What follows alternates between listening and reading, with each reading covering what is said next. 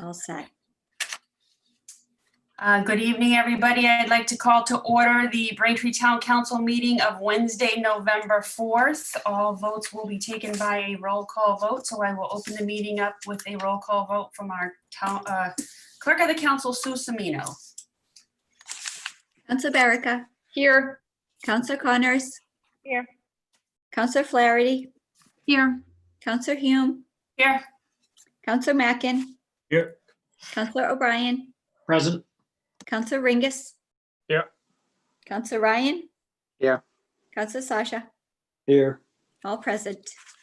you, Clerk Semino. And now we're moving on to announcements. I first want to just say congratulations to everybody who was in a race locally, statewide, nationally, who entered a race. I commend you for all your efforts, and special congratulations to everybody who won their races. And there was a tremendous amount of more than anticipated voter turnout in Braintree. And with that, I also wanted to give a special thanks and appreciation to the town clerk's office, our town clerk, Jim Casey, assistant town clerk, Deb Starr, Jane Dioria, and Eric Coco. To say that they were given, a lot of additional work is quite the understatement. There were multiple elections this year, and with the COVID protocols and early voting, mail-in voting, absentee voting, all that, with the same amount of staff. Yes, they do have election workers, but they handled all of this, and I cannot go without congratulating all these people and thanking them without us thanking our very own clerk of the council, Sue Semino, who does the role of clerk of the council and also supports the town clerk's office 100%. So she was out there working election day all day yesterday with all of them. I also, this doesn't happen without just with the town clerk's office. This was a collaborative effort through multiple departments in the town. Police, the schools, DPW, Beth Mcgrath, who's director of municipal licenses and inspections, who we're going to hear in a little bit on COVID, was a huge part of this in ensuring that protocols and state guidelines and local guidelines will enter effect in all polling places. Worked closely with the town clerk, Jim Casey. So Beth, thank you for that and all you've done throughout this COVID, your office as well as the town clerks, who's been stressed tremendously because of the COVID and all the elections and school openings and reopenings.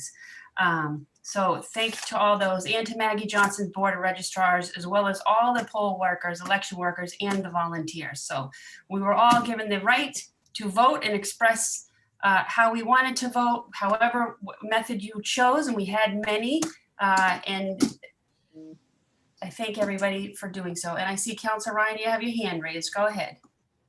I'm so glad that you brought that point up, Madam President. I've been sitting here watching TV, and the whole country is waiting for all these votes to come in, and there's millions of votes to be counted.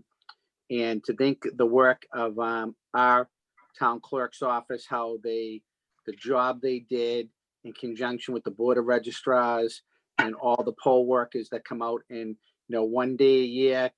And someone made an analogy, it's like putting up 1 million Starbucks in the country, all the voting locations, and they have to do a great job, perfect job. But in Braintree, we had 3 locations, and we had early voting, we had mail-in voting, and it was just a lot of work. In the town clerk's office and all the people that helped did an outstanding job, and they should be congratulated. And thank you so much for that. Thank you. Thank you, Councilor Ryan. Okay, the next announcement. Mayor Sullivan is happy to announce there is a new veterans agent, Vincent Fontaine. He is the veteran. He is coming to us from Rockland. He was a veterans agent at Rockland. He has an extensive background. A resume for him will be coming to us in an official announcement, but the mayor asked that I pass this along with Veterans Day coming up next week. And I'm sure Beth Mcgrath is going to talk about some new state guidelines, but because of the new state guidelines, Veterans Day, which is next Wednesday, November 11th, is going to be changed. A lot of it will be pre-recorded and virtual. Did I say Mayor Sullivan? Sorry. Mayor Kokoros. My apologies. Mayor Kokoros asked that I pass those along. And so the resume for the Veterans Agent Vincent Fontaine will be coming forward, and the mayor's office will be putting out information on Veterans Day, what will happen next week, but most likely it is all going to be done virtually because there's more guidelines, as you all, I'm sure, have heard through Governor Baker, put in place. I did see somebody's hand raised. Was it Councilor Ringus? Did you have your hand raised? Nope. No. Who had their hand raised here? Madam President, that was me, but I was just going Councilor to Mackin. point out Mayor Kokoris, so. Okay, Point thank is- you. Thank you all. Okay, anybody else? I know Council Baraka, you have an announcement. Go ahead. Thank you very much. I wanted to let folks know the Braintree Partnership, along with the Sun Will Rise Foundation and the Metropolitan Area Planning Council, they're sponsoring an event, first time for teenagers, called the Opioid Project. This will be for teens ages 13 to 18 who are dealing with the loss of a loved one to substance use disorder. This program, it combines art, storytelling to increase public awareness about substance use disorder, decreases stigma by fostering and creating a safe space for community dialogue, and supporting those grieving the death of a loved one. This is a 3-hour program. It will be held at the Braintree Arts Center from 12:30 to 3:30 on Sunday, November 8th. So because of COVID, they are requesting advanced registration, which will be required. All health protocols will be strictly enforced. So if you or someone you know is interested to get more information or to register, you can contact Lynn Frano, who's our substance use prevention coordinator for the town of Braintree, and she will be able to get you all the pertinent information. Thank you, President. Any other council with announcements? Seeing none, moving on to approval of the minutes. These, as you all remember, we tabled these at the last meeting. So is there a motion to take off the table the minutes of September 2nd? So moved, Madam President. Second. Sorry, second. There's been a motion made by Councilor Ringus, seconded by Councilor O'Brien to take the minutes of September 2nd off the table. Clerk Semino, roll call vote, please. Council Baraka, Yes. Council Connors, Aye. Council Flaherty, Yes. Council Hume, Aye. Council Mackin, Aye. Council O'Brien, Aye. Council Ringus, Aye. Council Ryan, Aye. Council Sasha, Yes. all in favor. Thank you. Okay, September 16th, we took these off the table, these, correct, Clerk Semino? October, I'm sorry, where are we? September 16th? October. October 16th. Is that correct? October and November. Okay, so we're going to take off the table the minutes of October 16th as well. No, we need Oh, to, no, no. we're 15th. just voting on these. Yeah, just September 2nd and September 15th minutes, please. September 2nd, September 15th. Okay.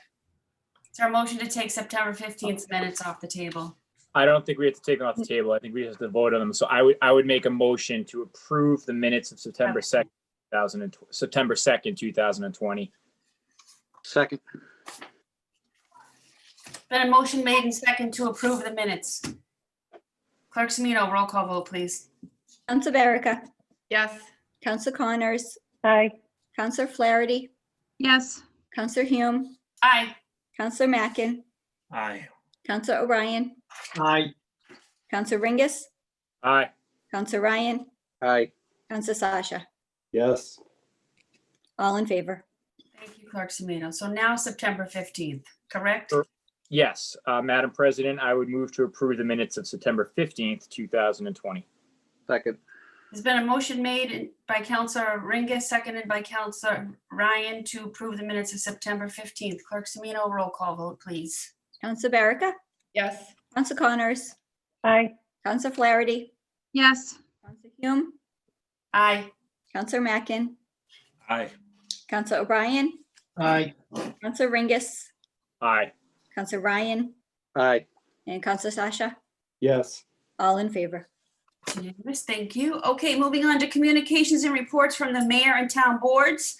Item 01220, Council President COVID-19 update. As I just mentioned, we do have Mary Beth Mcgrath, Director of Municipal Licenses and Inspections, here with us tonight to give us an update. And we've had, since our last meeting, we've had lots of changes and most recently changes this week. So Director Mcgrath, I'm going to turn it over to you to talk about the spikes in Braintree, as well as what it means now to the restaurants with the Governor Baker's guidelines that he's just recently changes. So Thank you, Council President Hume and the members for entertaining me this evening.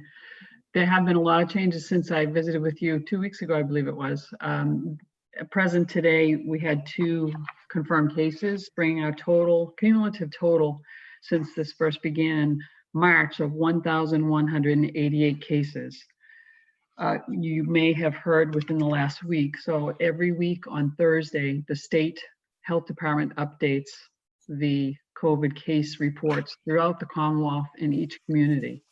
And each community is ranked by a coded risk factor.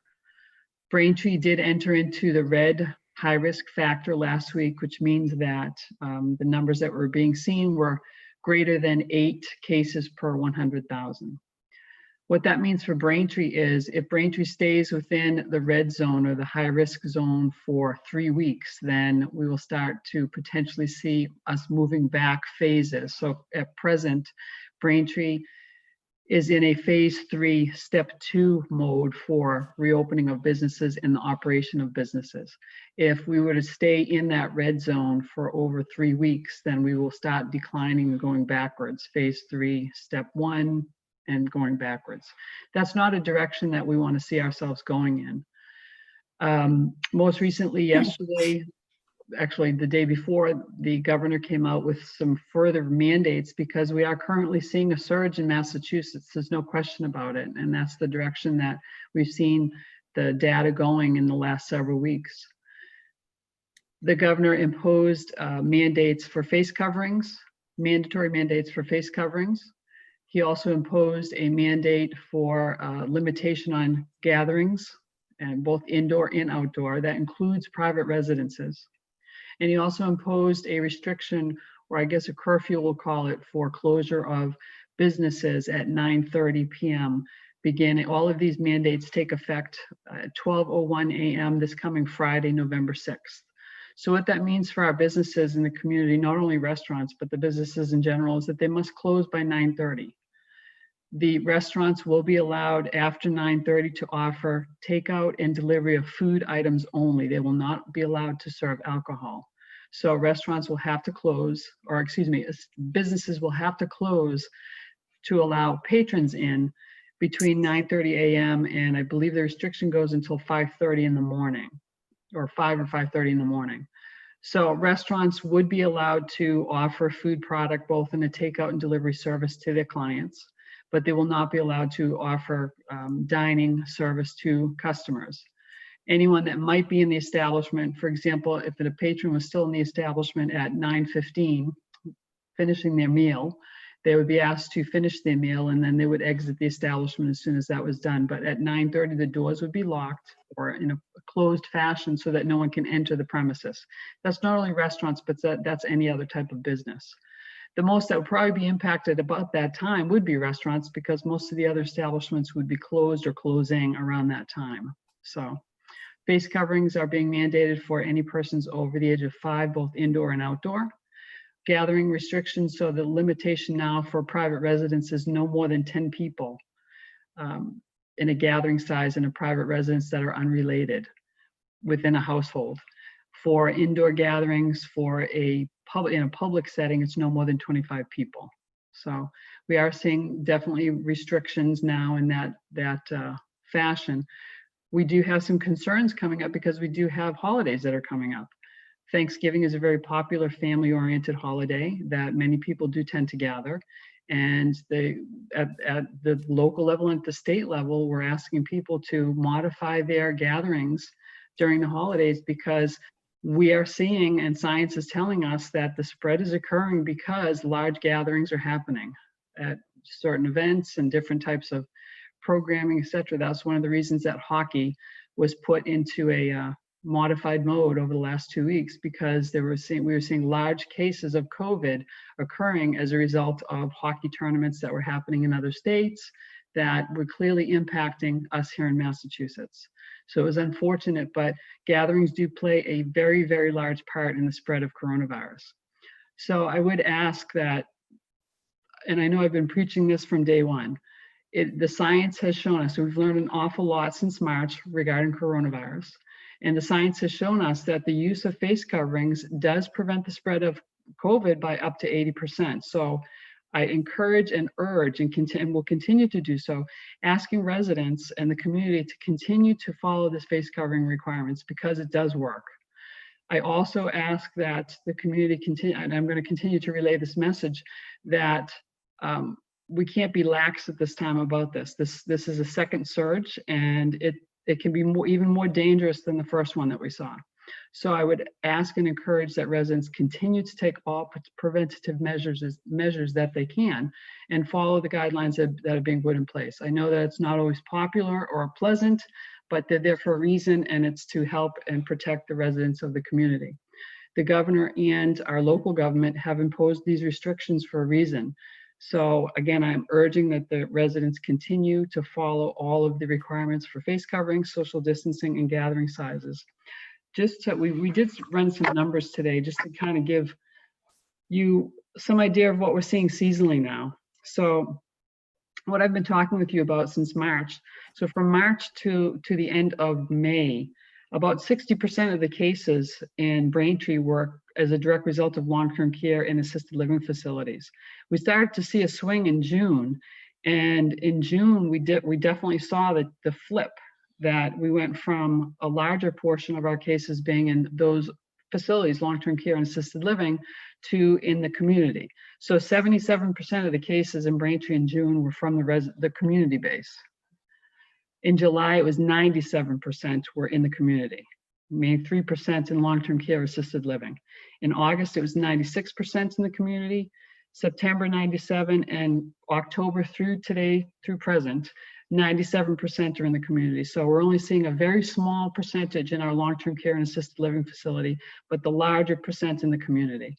So that's why I really, really urge that we all take all the precautions that we can to try and prevent the spread, because it is back. We are seeing the surge, and I'm very concerned that it would be much worse than the first one.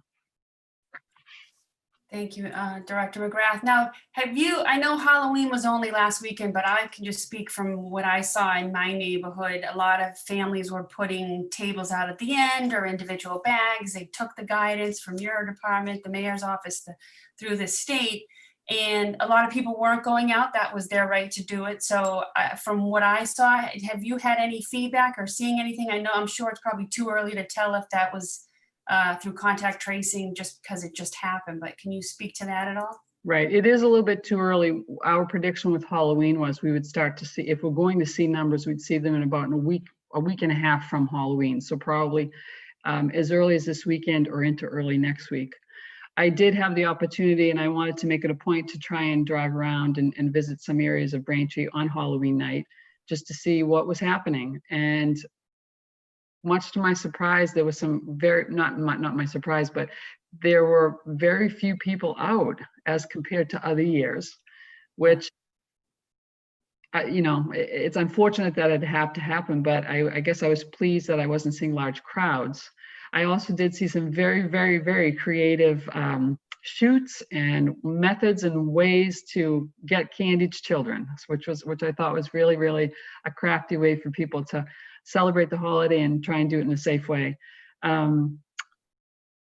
Overall, I think, my impression, and I don't live in the Braintree community, was that I think it was a very successful event. The majority of those houses that I saw that were offering a trick-or-treating event, they were placing candy outside on tables and leaving messages for trick-or-treaters, as opposed to standing out there and creating gatherings and so forth. So I thought it went very well, but you are Braintree residents and you were here in the community. So I would love to hear your take on what you feel and how you felt the Halloween event went. Okay, great, thank you. Any counselor have a question or want to comment on that? Okay, none. All right, well, Mary Beth, thank you again to you and your staff and Jean McGinty. And I will speak personally. I had a family member who was sick and did not have COVID, but your staff and Jean McGinty were more than knowledgeable and helpful and all. So my family had to quarantine a few days last week. Again, we are fine, but I am hearing more and more people who I know, friends, family, that this is hitting, like it's hitting every family, and whether it be a scare and either exposure to somebody or knowing somebody who had it, or students up at the high school. So I urge people, like, we're not out of this. Take it seriously. Take your guidance and the state's guidance seriously. And if everybody does their part, hopefully we can keep these numbers from going up and actually, lower them. So again, thank you for always being here and updating us. I truly appreciate it. You're welcome. Thank you. Have a good night. You too. Okay, moving on to old business, item 00220, council president, the town council rules or take up any action relative thereto. These were tabled, so is there a motion to take off the table? You're on mute, Councilor Rengus. So moved, Madam President. Second, Thank you. There's been a motion by Councilor Rengus, seconded by Councilor Ryan, to take item 00220 off the table. Clerk Semino, roll call vote, please. Council Verica, Yes. Council Connors, Aye. Council Flaherty, Yes. Council Hume, Aye. Council Mackin, Aye. Council O'Brien, Aye. Council Ringus, Aye. Council Ryan, aye. Council Sasha, Yes. all in favor. Thank you, Clerk Semino. And with that, I will refer to Councilor Rengus, who is the chair of the Committee on Ordinance and Rules, for your recommendation. This is the second time it's coming out of this committee. Yeah, it's become a labor of love for me. So basically, just as a quick rehash, initially we had the Ordinance and Rules Subcommittee had begun discussing our council rules back prior to COVID sort of its onset. We had various meetings up in Johnson Chambers regarding these rules. And I would say that the members of O&R, myself, Councilor Flaherty, Councilor Mackin, and Councilor Sasha did one of the more thorough readings of this document. Every 2 years, it is supposed to be updated. And I think that the update that we went through was as thorough as one could hope. We deleted rules. We added new rules or realigned rules. Headings that were here did not match the rules that were underneath them. We adjusted headings. We went so far as to add commas and semicolons where needed to be. We also deleted a rule that we all believed wasn't a rule and was more of someone's talking or an opinion as opposed to a rule. So a lot of work went into these. COVID came on, and then in April, we did have a Zoom meeting where we approved these rules. It was a 4-0 vote to send those rules back to the town council. As we continued our Zoom meetings in the full council, we continue to sort of table these rules off. It is sort of a thick document. There's a lot to go through, and we thought it might be something that was better done live. Unfortunately, as Director Mcgrath just indicated, COVID isn't going away anytime soon. It doesn't seem like we'll be getting back in council chambers anytime soon, so we decided to try to do this in a Zoom type fashion. It was presented to the full council a few weeks back. At that point, there was some various amendments that were proposed by individuals of the council that were not parties to the O&R committee. Councilor O'Brien, Councilor Sasha, and Councilor Borica had specific amendments that they proposed. Also, Councilor O'Brien and Councilor Ryan wanted us to review a monetary rule that we had addressed. So we did at that point refer it back to O&R to hear further discussion on the monetary piece, and also to address some of these amendments that were proposed. We did have 2 rather lengthy meetings, I'd say, in regards to these amendments and that monetary sort of determination. And we did create a recommendation. In terms of the recommendation, it was a 3-0 vote to refer the entire document back to the full council as you had before you. There was 1 vote from Councilor Flaherty who agreed with all rules with the exception of Rule 8. That is something we can discuss here. So again, it was kind of an interesting vote where we had a 3-0 vote for the entire document. Councilor Flaherty did vote to approve all of the rules with the exception of Rule 8. I would note, because I know these are some things that stood out to us during those additional 2 meetings. Council Shasha and Council Borica, their amendments regarded public comments at the town council meetings. And some of those proposals, they sort of implicate the open meeting law. So we were able to speak with Solicitor Taub and use her sort of expertise as we sort of sorted through how we might approach this and how it might run up against open meeting law.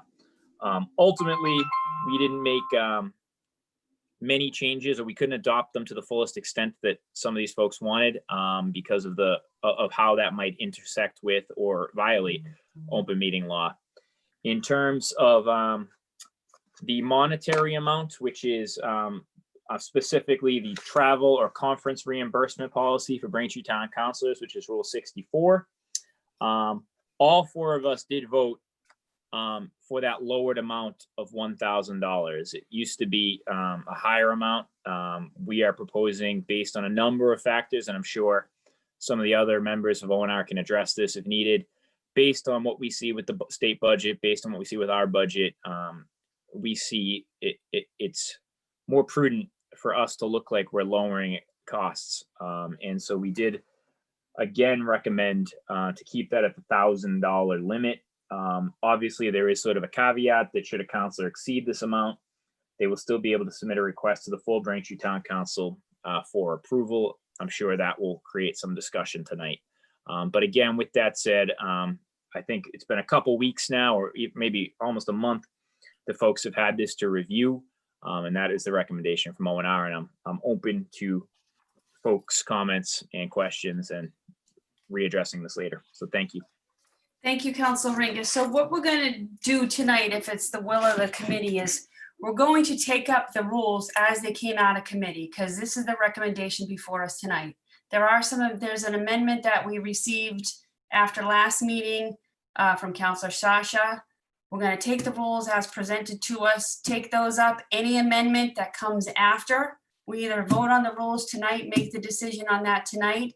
And Council Ringus, I believe you were okay with any other amendments we'll send back to committee, because we can always amend our rules at any time we want. So even if we vote on the rules tonight that came out of ordinance and rules, they can always be changed. So if there's amendments that are not here tonight that councilors want to, take up, we'll send them back to committee. Those can be taken up. We vote on those individual amendments at a future date.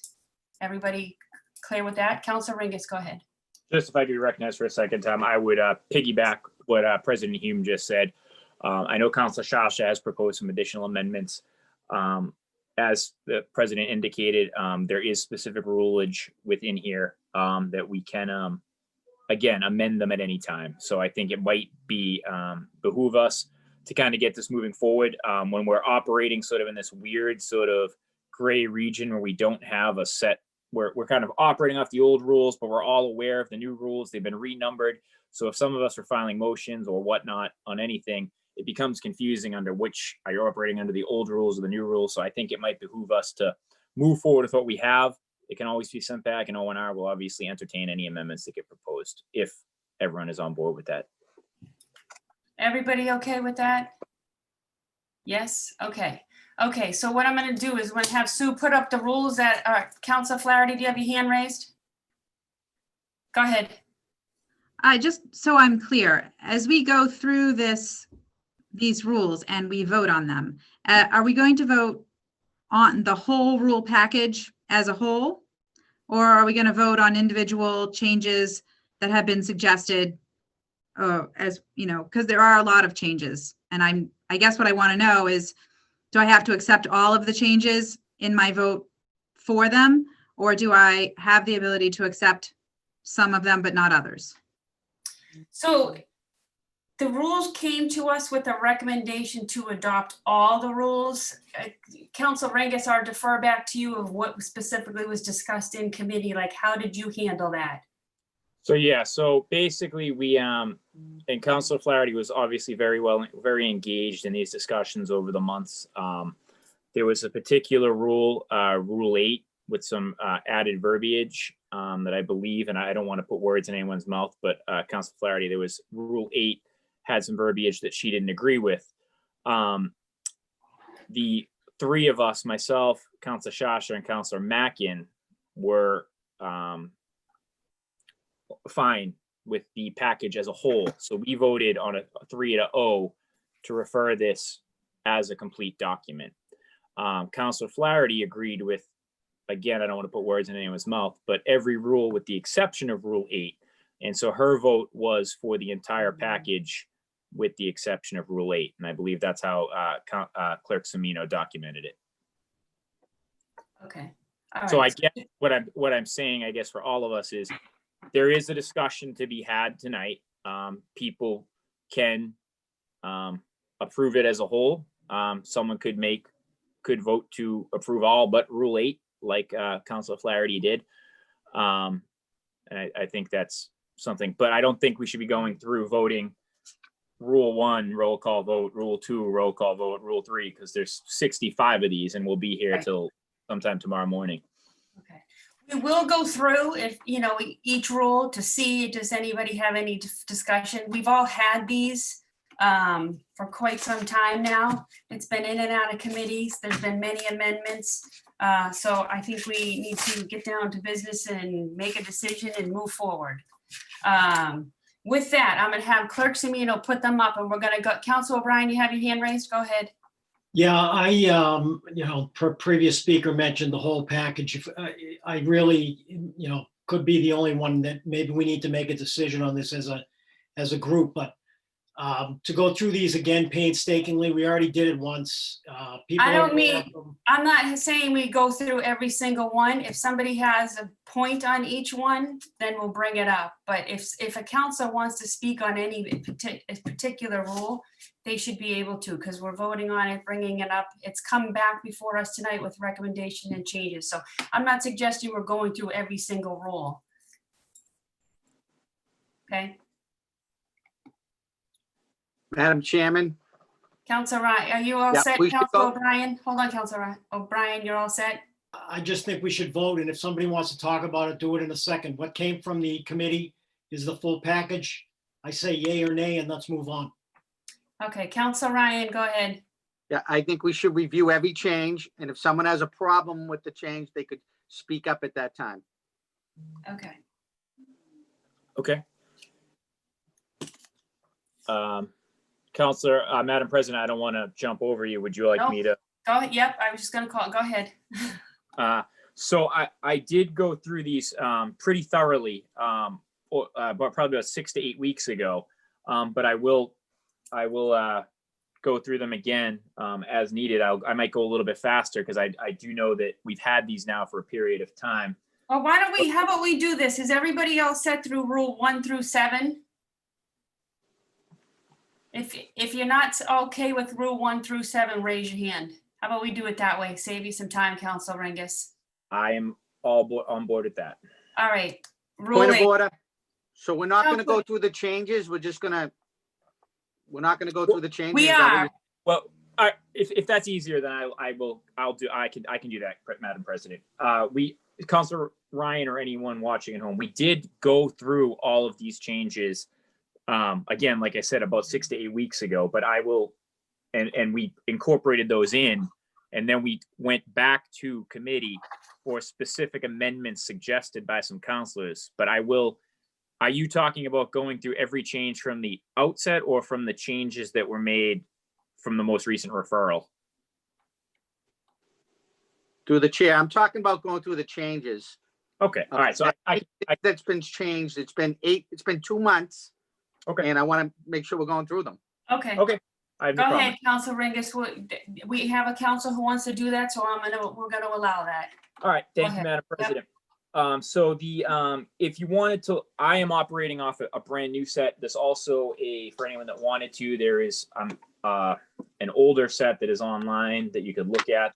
We're currently operating under.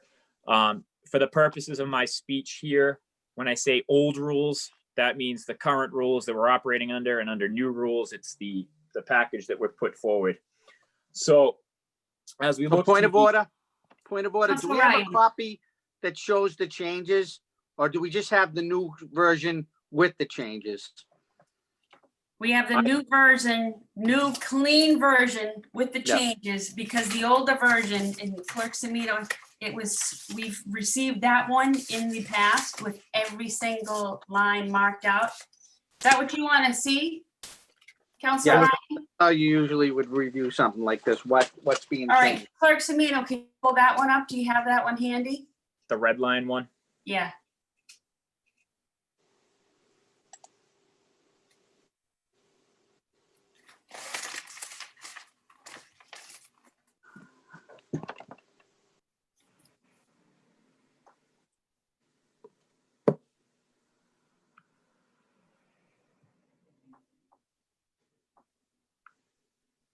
Go up, hit your date modified right up there on the corner, Sue, and it'll show you the latest versions. If you click on the word date modified.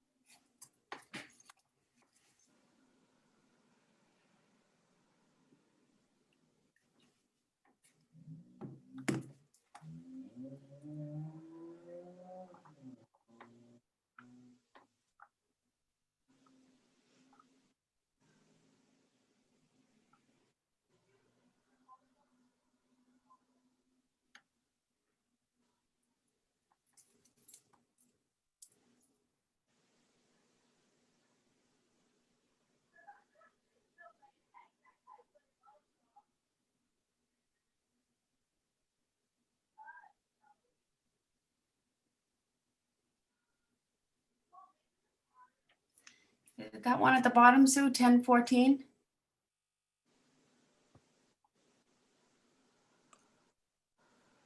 That's the one that's up there right now without any red lines.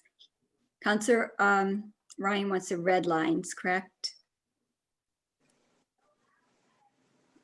I want to see what we're changing. Yeah. I don't know if I have a, Sue, I have a red line in paper, but it's from March. I don't know if you have one from March. yeah, let's see. Well, the red line would be even up until the last ordinance and rules, so it should be recently. Hmm. Madam President, could I suggest Sorry.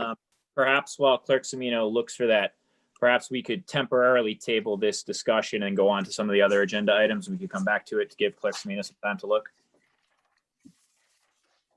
Sue, are you all right with that? Yeah, sorry about that. No problem. Don't, it's not your fault. All right, you can take us off share screen. So, Madam President, I would move to temporarily table these towards the end of the meeting. Second. Yeah, you don't need to table this. You can just, we're gonna do it tonight. Just to the end of the meeting. Okay, so we have old business, there's no new business, so it's referrals. So with referrals, I'm gonna go back to you, Counselor Angus. Madam President, if you give me 1 second just to get my referrals back out. Referring to the Committee on Ways and Means, Madam President, I would move under 20071, Town Clerk, polling locations or taking up any action relative thereto.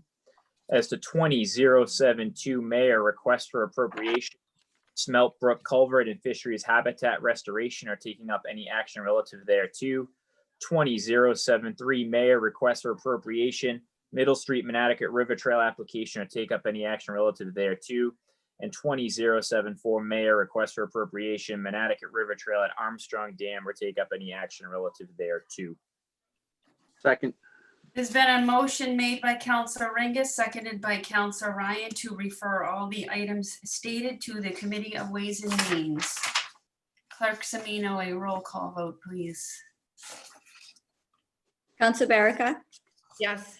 Counselor Connors, Aye. Counselor Flaherty, Yes. Counselor Hume, Aye.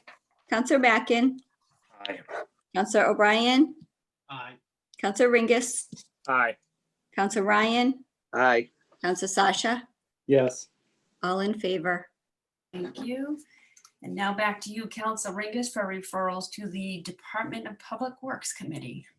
Madam President, I would move that we refer to the Committee on the Department of Public Works 20075 Mayor request for authorization to accept the provisions of Section 419 of the Acts of 1998, Chapter 194, and the intermunicipal agreement for cooperative recycling on the South Shore, or take up any action relative thereto. Second. Been a motion made by Council Ringus, seconded by Council Ryan. Clerk Semino, roll call vote, please, for these referrals. Counselor Barica, Yes.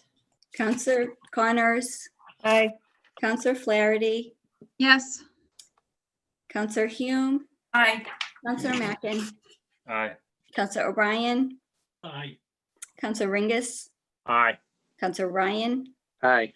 Counselor Sasha, Yes. all in favor. Thank you. Okay, now we're going back to rules. Okay, Whenever you're ready, Clerk I Semino. am ready. One second, let me just Thank you. share this. It's gonna be a minute.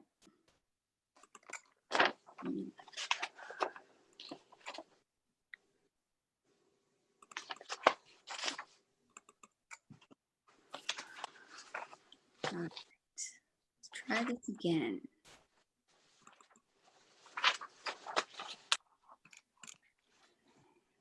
This was it here.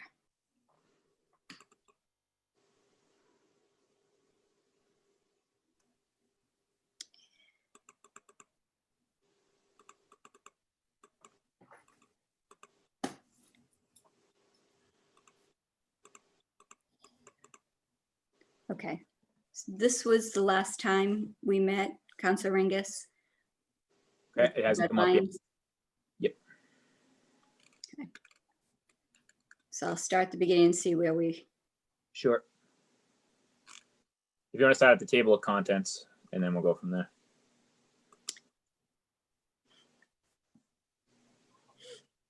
so this doesn't show every single change. This was the last update. This was the latest amendments that came back. Did you want, I- every- All right, we can, Councilor Ryan. Need to get Sue a new laptop. Yeah.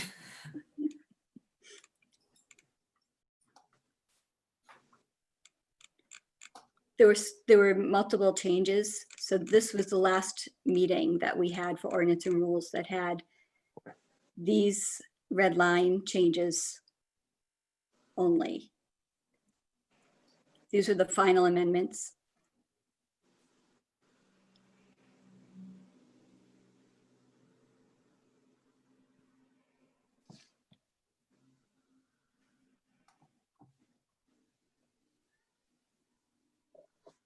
Is this the one that It's you not want to open. look It's at? not Nothing, open, so- nothing's come up on my screens yet. It's Oh, just, you can't see? No, No. you see your, we're just seeing a blue circle. Like, well, you see the bottom, it says sync status error. Hmm, Does that have anything I to do don't with have this? that. Oh, boy. Okay, let me stop sharing completely and I'll pull it up again.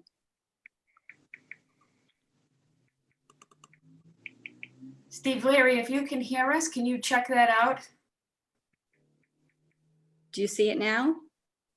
No. no, We still just- still your list of documents. If I may, Madam President, this is Steve. Steve Leary, go ahead with the mayor's office. Sue, if you just try to click the share screen again, it should allow you to select the specific document you're looking to share. Yeah.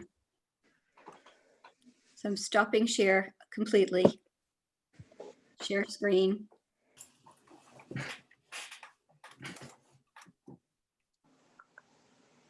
Same thing. You see it now? No. Just your list of files still. Sue, do you have that document open already? I didn't have that one open already. I had the previous one. Okay, open that one, and then try Minimize. to, yep, and then try to reshare. Okay, we'll try that. Sorry, everybody. No worries. Well, everybody listening, we always thank Steve Leary at the end, and now he has joined us. Steve Leary is the assistant to Mayor Kokoros. So thank you, Steve.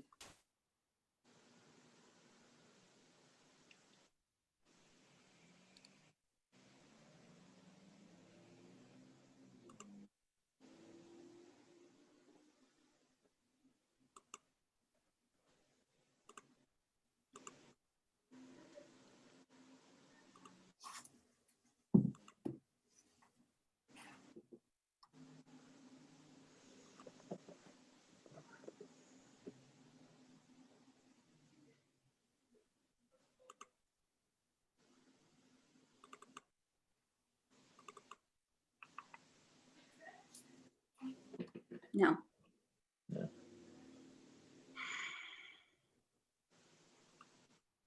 Did it open, Sue? Yep. There we go. Is it there? Okay. Yep.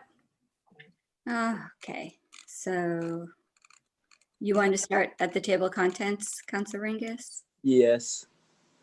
All right, so Is if I that the can, red line one though? Sorry, can you just scroll, tab down? I don't know that this is the red line. It looks like, It is. This is not every single change. This is the last amendment that we brought back to ordinance and rules after it went to full council okay, first there time. we go. Yep. The Yep. first. Councilor Ryan, you good with this one? Thank you very much. If we can make it bigger, because I can't see that well. So How's thank that? you, Sue. That's Okay. great. Thank you, Sue. Thank you, Steve. Thank you, Sue. thank you through the president. Thank you, Clerk Semino, for all your work on that. And thank you, Steve Leary.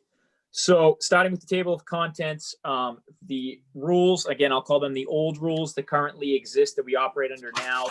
There was 60 rules. Under the new rules that have been proposed by ordinance, by ONR, we now have 65 rules. That is, like I said, due to the fact that certain rules had extraneous information in them. A heading, Matt had a certain section of the rule that might match, but then the second piece of that didn't go with the heading that was there. So sometimes some of these were sort of breaking things out to make them clearer and more plain language. So I think one of the first rules that if we go to Rule 1, Clerk Semino. So under our current rules, Rule 1 was called the President Powers and Duties. And it basically was that large paragraph that you see there, plus those 2 additional sentences. Basically, we took and we have now made Rule 1, the President call of the meeting to order. And then we put now what is now Rule 2, the President limitations. There's no red line here because this is something that we'd gone over the last time. There was only certain things that were brought forward. I'll just quickly touch on each rule in case anyone has an issue, and through the president, they could address that. Rule 3 in our new rules is appeals from the decision of the president. Rule 4 is substitute chair. Rule 5 is the rising votes.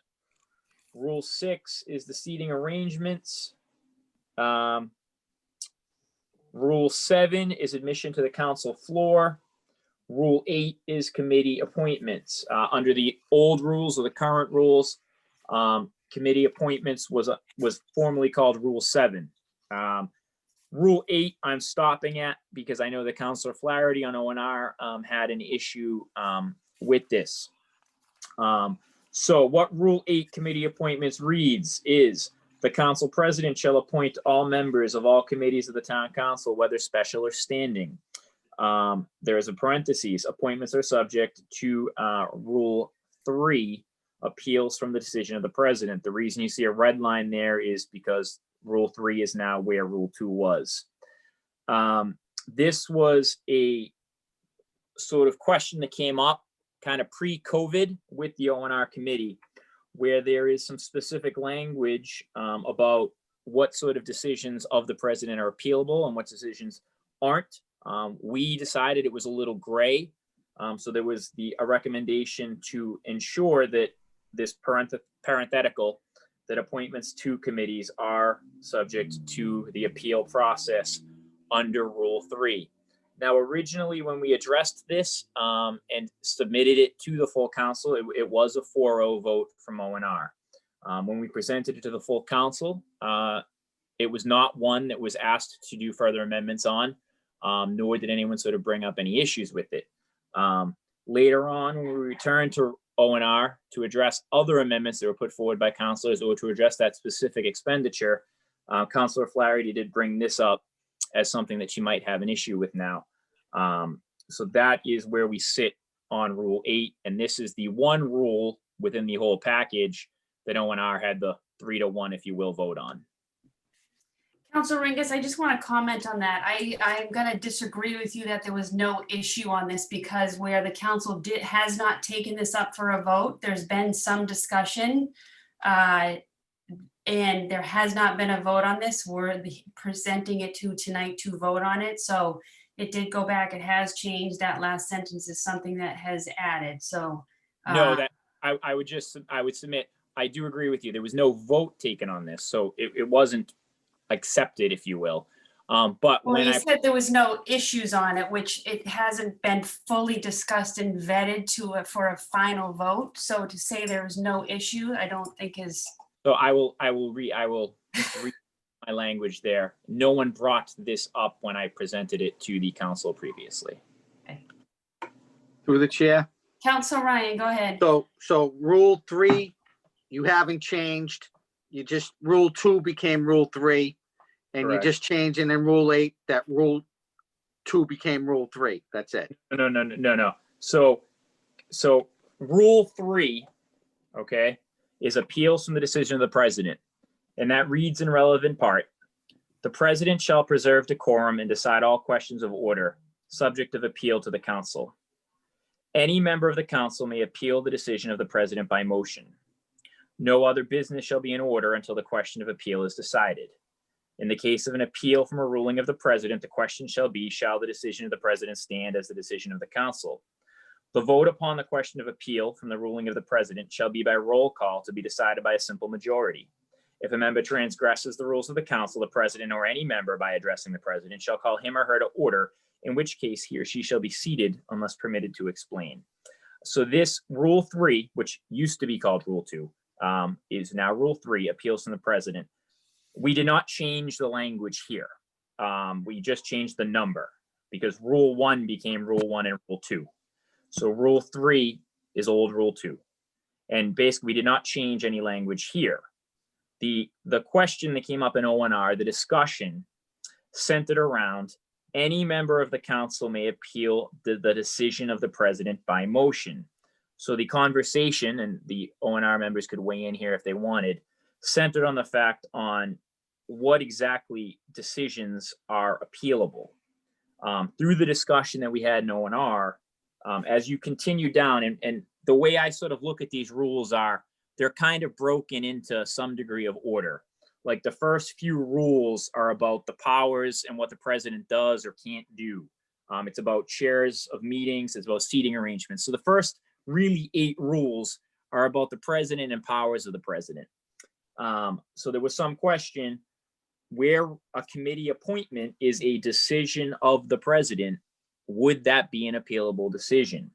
And it seemed somewhat gray. So the members of O&R decided to put a parenthetical at the end of Rule 8 that appointments to committees are subject to Rule 3, appeals from the decision of the president, as it is a decision the president is making.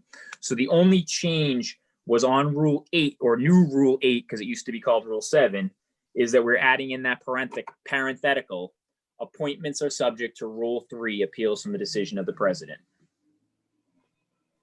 So Councilor Ringus, let me ask you on this, because 3 of the councilors on ordinance and rules are new, so have never gone through being appointed to subcommittees prior to this. So I've been on the council for 7 years now. How committee appointments work, and you know this as well, you submit what you'd like to be on to the president of the council. In all my years, anything I submitted, every president honored that request, and I was on the committees that I chose. Every counselor here on this committee, every committee appointment that they went into, or every committee appointment that they requested, they're sitting on that committee. So what was the discussion around this and why? And maybe because the new counselors don't realize that's how it worked. That's, and if I could, through the president, this was not a recommendation that I initially suggested. I believe one of the other councilors made the suggestion. Ultimately, I agreed to it. I think when we look at all of these rules, every single one of them, 1 through 65, and something I said throughout the O&R meetings is we consistently have to make sure that we are looking at the people that are noted in these rules as faceless folks. So the president doesn't mean any current or past president. When we discuss in later rules, the mayor or the mayor's office or certain clerks, it's all faceless people. So we're sort of doing this in sort of a faceless way. I think if I remember correctly, the discussion centered somewhat around what if there was some sort of strife between a president and a member and the person was withheld from a committee as an act of spite. Not that that has ever happened, but it could. And so I think that is where the discussion, if I remember correctly, sort of centered around. You could also have the opposite where somebody doesn't like what's happening. And now you're like, there's got to be some level of order and decorum. That's what these rules are all about. So some like this, I don't agree with this. And yes, I am sitting president, but in the 3 presidents I served under before, this has never, ever been an issue. Anybody in the 12 years, now 13 years of this council, I don't agree with this. Madam President? Councilor Ryan, go ahead. So I'm just a little confused because if you look at this as a red line document, you would think the only thing that changed in Rule 8, even though the numbering changed, was that you changed the 2 to a 3. But really what changed is that whole last sentence in parentheses was added. Because So if I could, I think it what could be clerks- red lines, Dave, is what I'm No. saying. So I didn't put the document up for one. Yep, okay. I think what Yeah, clerks- so Clerk Semino mentioned, so this has gone back to ordinance and rules, as I said in the beginning, Okay. twice already. It's All been right, so- changed multiple times. These are only the changes that have happened since it was before us last. So they're not Okay. the original changes from the old council rules that Council Ringus is referring to today. That's fine. That's fine. So Dave, if you can just point out, you did point out that this got added, so I appreciate that, Dave. But I agree also that I don't like this appointments are subject to rule. And you're singling out appointments. I don't think that's appropriate. I think, that the person that is president makes the appointments and that, what are we going to be going for 5-4 votes to undermine what the president does? This has never come up. I've been on the council for 13 years. This has never come up. So I would not want to see this added to the rules. I think this should be taken out completely, this sentence that was added. So if I have to make a motion to get that out, I will make a motion when it's appropriate. But if we can keep track of it, I want to make a motion that that amendment to rule, what is now Rule 8, be taken out.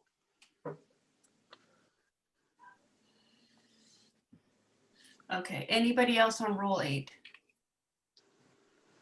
Madam President, Councilor Mackin, go ahead. thank you very much. I raised my hand when you first asked Councilor Ringus the question. Sorry, you know what? The thing was behind everybody. Oh, no, I'm not saying, I just was prefacing my comment.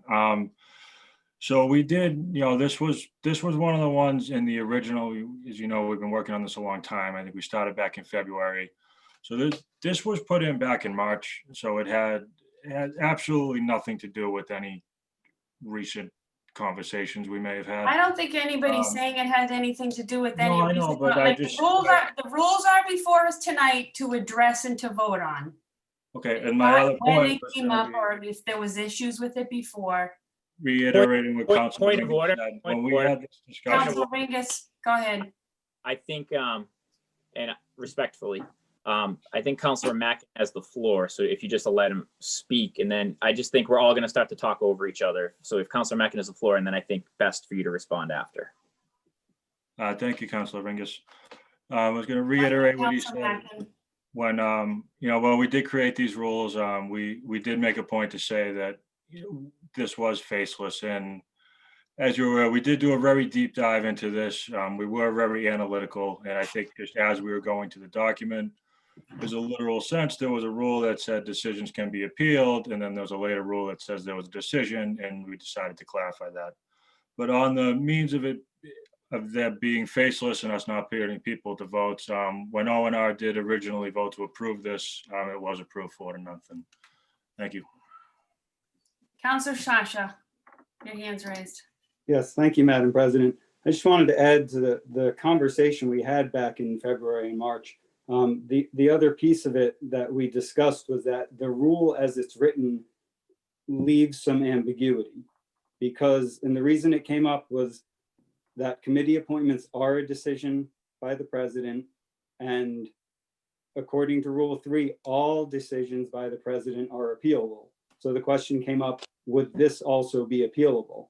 I would say that if you were to strike out the parenthetical that we've added here, it would really be more appropriate to add a different parenthetical that says this is not subject to appeal under Rule 3, because leaving it just the way it is leaves that ambiguity in place, and that doesn't serve us well going forward if this question ever comes up. Thank you. Counselor Baraka, go ahead.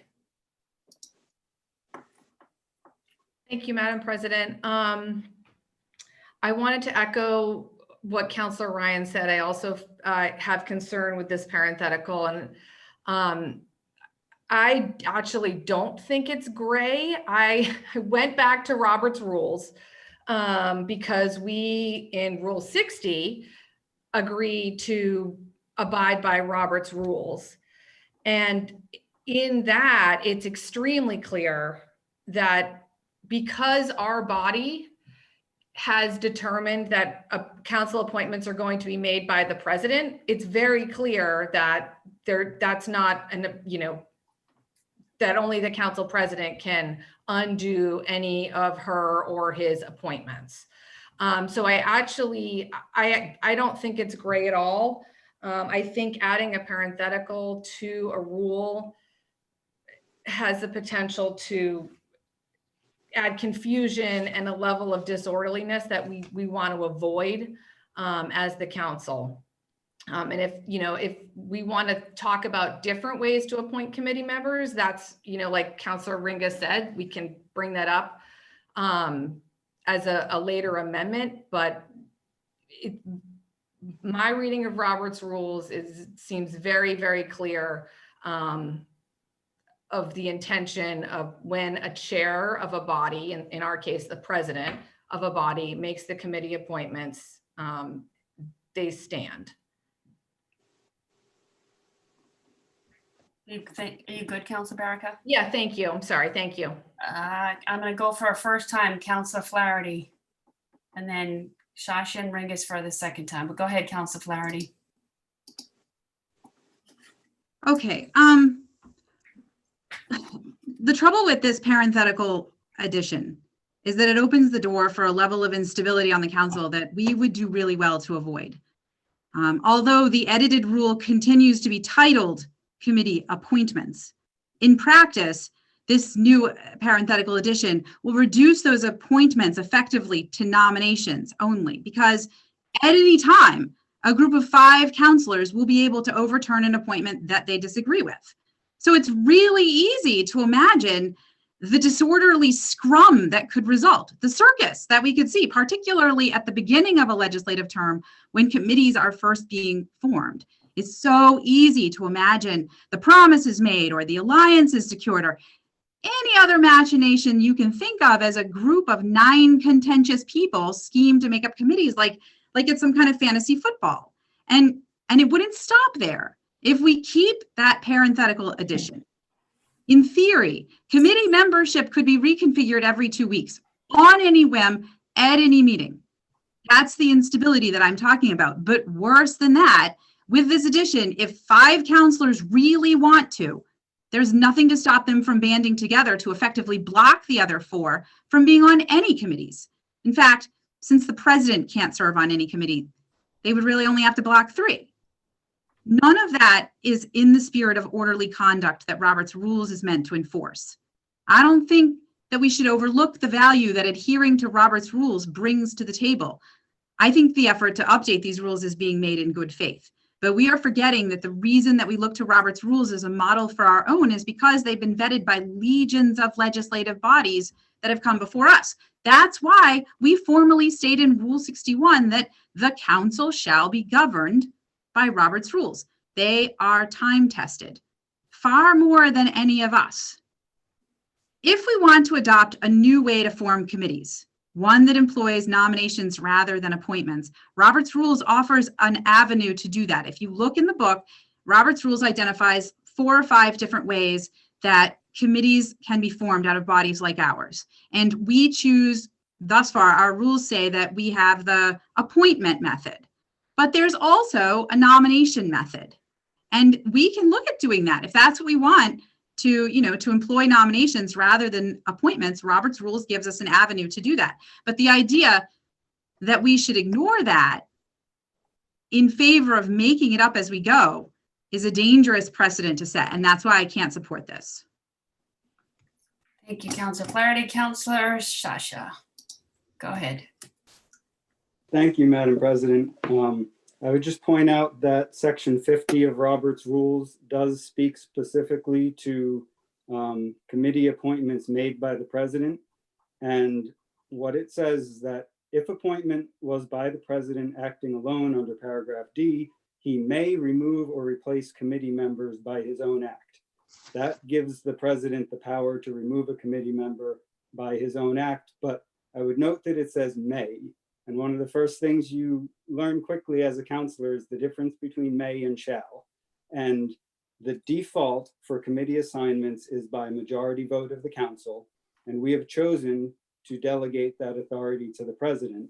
But the may in that paragraph says to me that the power to remove or replace committee members is not exclusively a power of the president. And I'm not saying that to debate the finer points of Robert's Rules, because we could probably spend all night going through this 500-page book and doing that, only to say again that this is somewhat ambiguous even in Robert's Rules. And I think no matter what anybody thinks about this, it should be clearly stated in the rules one way or the other. Thank you. Thank you. Councilor Ringus, go ahead. Just as a follow-up, I believe Councilor Borica referred to Rule 60, Parliamentary Procedure. The council shall be governed by Robert's Rules of Order newly revised. Councilor Flaherty opined to that as well. It does go on further to say, in all questions of parliamentary practice not provided for by special rules or orders, we are creating our own special rules and orders. We're not following Robert's Rules of Order to the letter of the law. We are creating some of our own rules to govern us, and that is why we have the ability to do so. That's all. Again, this is one of those things that we could argue this rule back and forth for the rest of the meeting. If obviously everyone has the ability to speak on it if they so chose, but people could vote the way they want. There is amendments that can be made. So if people disagree with it, the simple amendment I think Councilor Ryan has already said he's gonna make later on is just to remove it. So people can vote the way they want then. Right. Councilor Ryan. Thank you, Madam President. Let me start off by saying I appreciate all the hard work that's been done to make the changes to this. So I don't want to come across like I'm anti-updating this document. I appreciate the work that Councilor Ringus and all the other members of Rules and Ordinance have done on this document. Thank you. Having said that, in my opinion, Rule number 3, appeals from decision of the president, is really related to, is the president off the rails and doing something wrong? And is the president running the meeting wrong?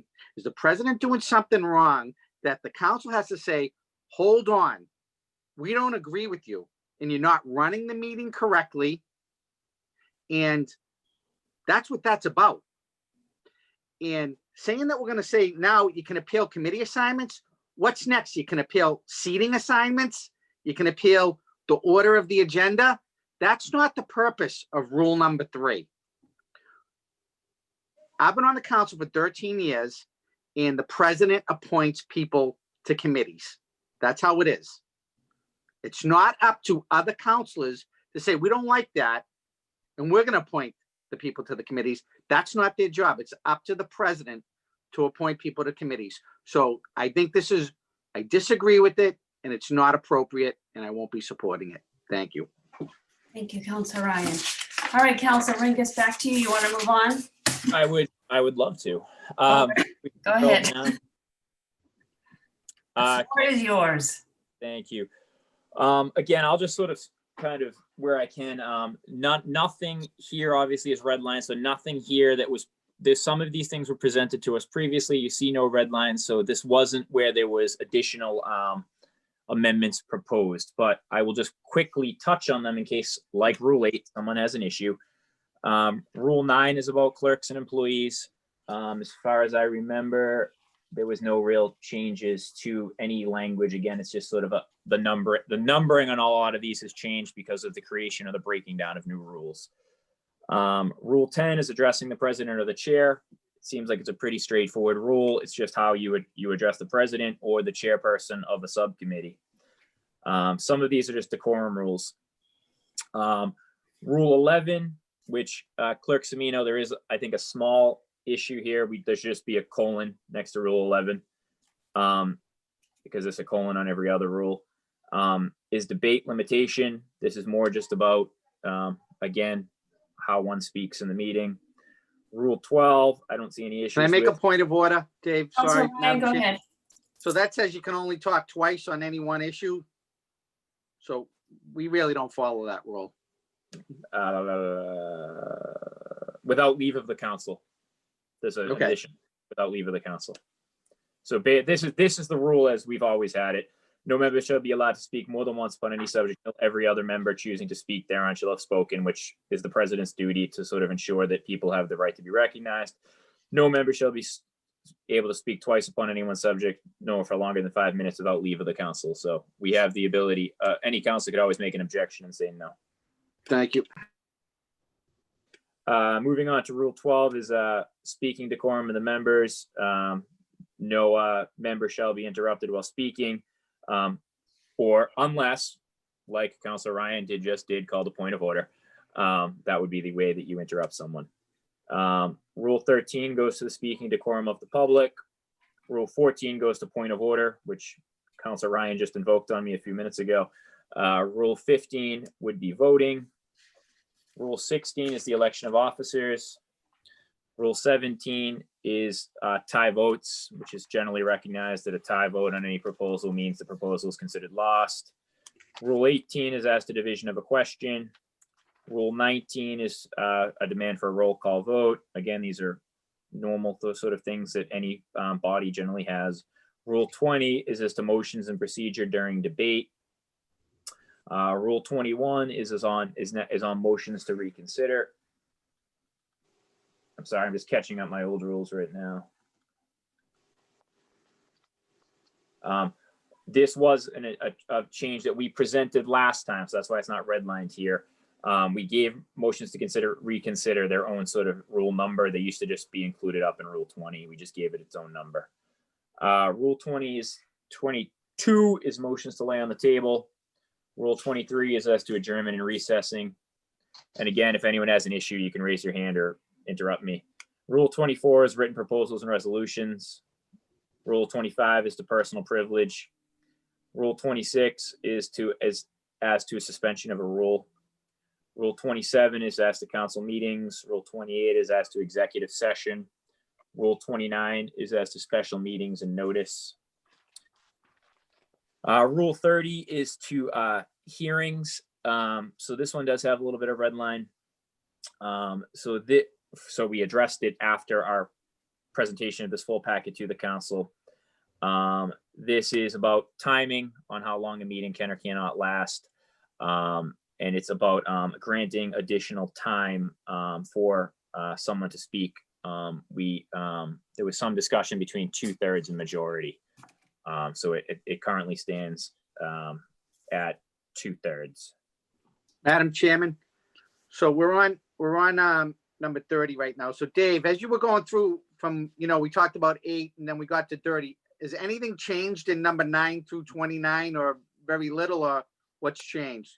So, like I said, so this, and I'm trying to not be confusing because now we're like dealing with almost like 3 sets of rules here. So we had a current set of rules that we've been operating under. Okay. About 2 months ago, I presented a full packet to the council for the council to look through. And there was discussion by various councilors about various amendments that they wanted to see.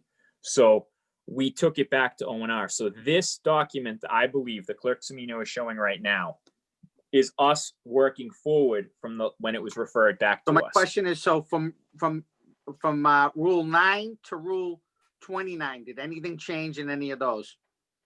For the most, again, what I'm operating under is mainly on those. It's just numbering. A lot of those are things just copied right from Robert's Rules of Order. There's some numbering issue. So again, because we had added some rules in that Rule 1 through 8 situation, numbers are changed. That's fine. That's fine. Not, yeah, and I'm not trying to interrupt you. So if whatever ones you're going through, if there's been some changes, if we can just go through what the change was, please. And if it's numbering, I don't care. It's just if there's been changes, I'd like to go through that. Okay. Thank you very much. Madam And President, may I? yes. Clerk Semino, go ahead.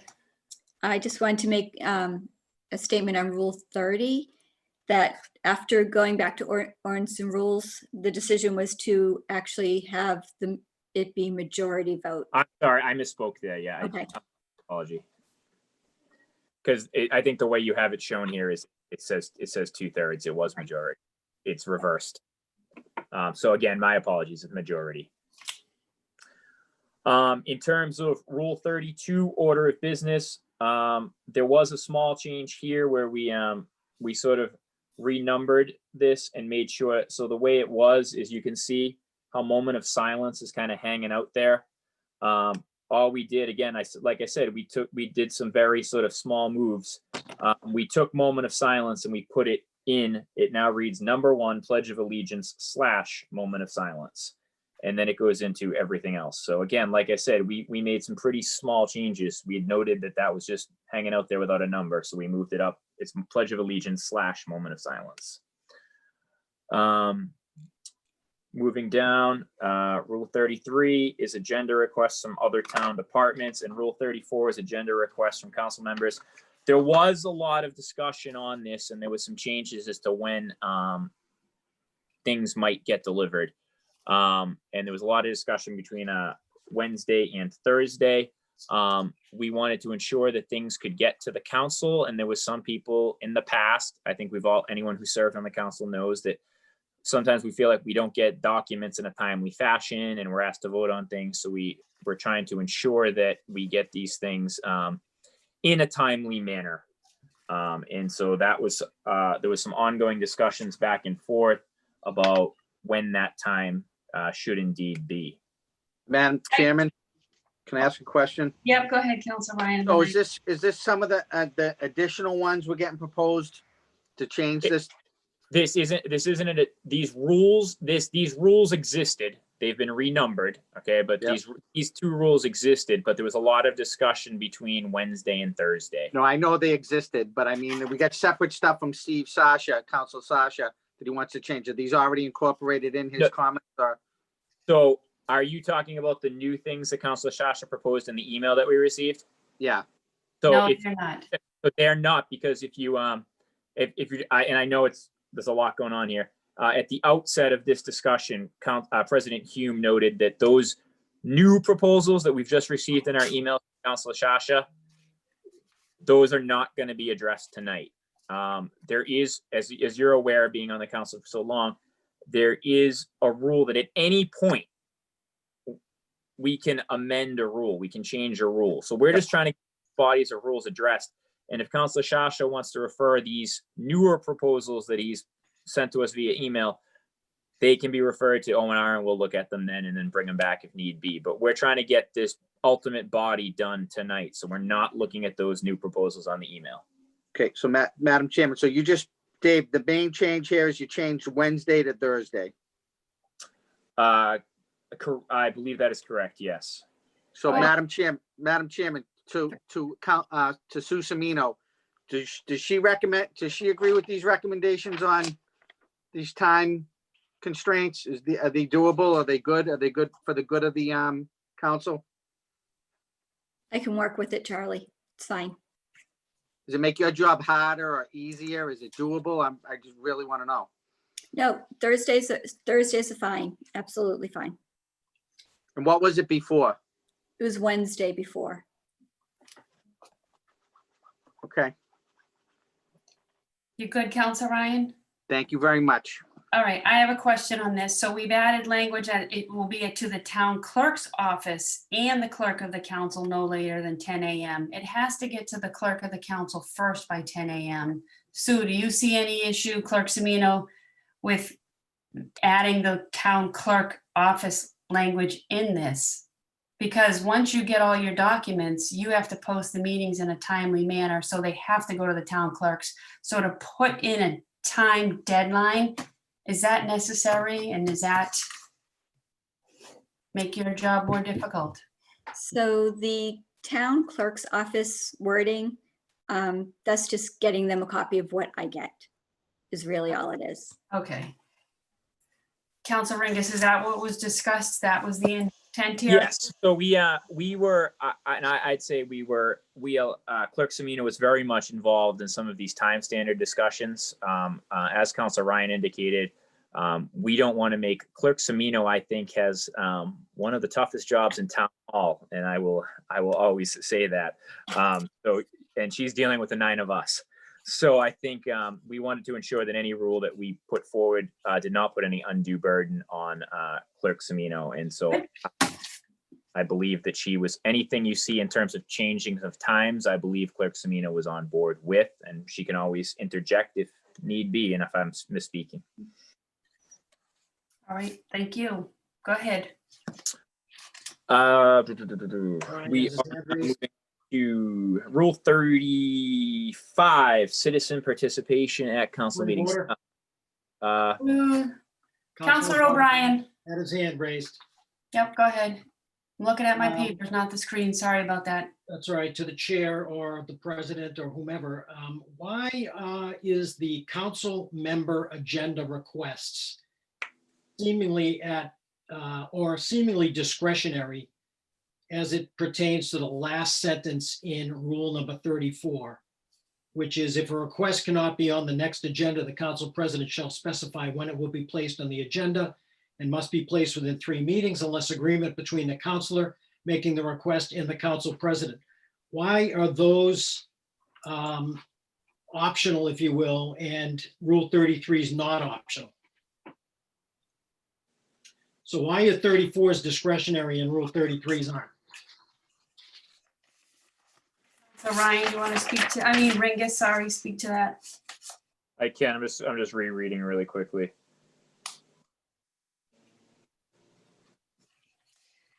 So Rule 33 is from other town departments.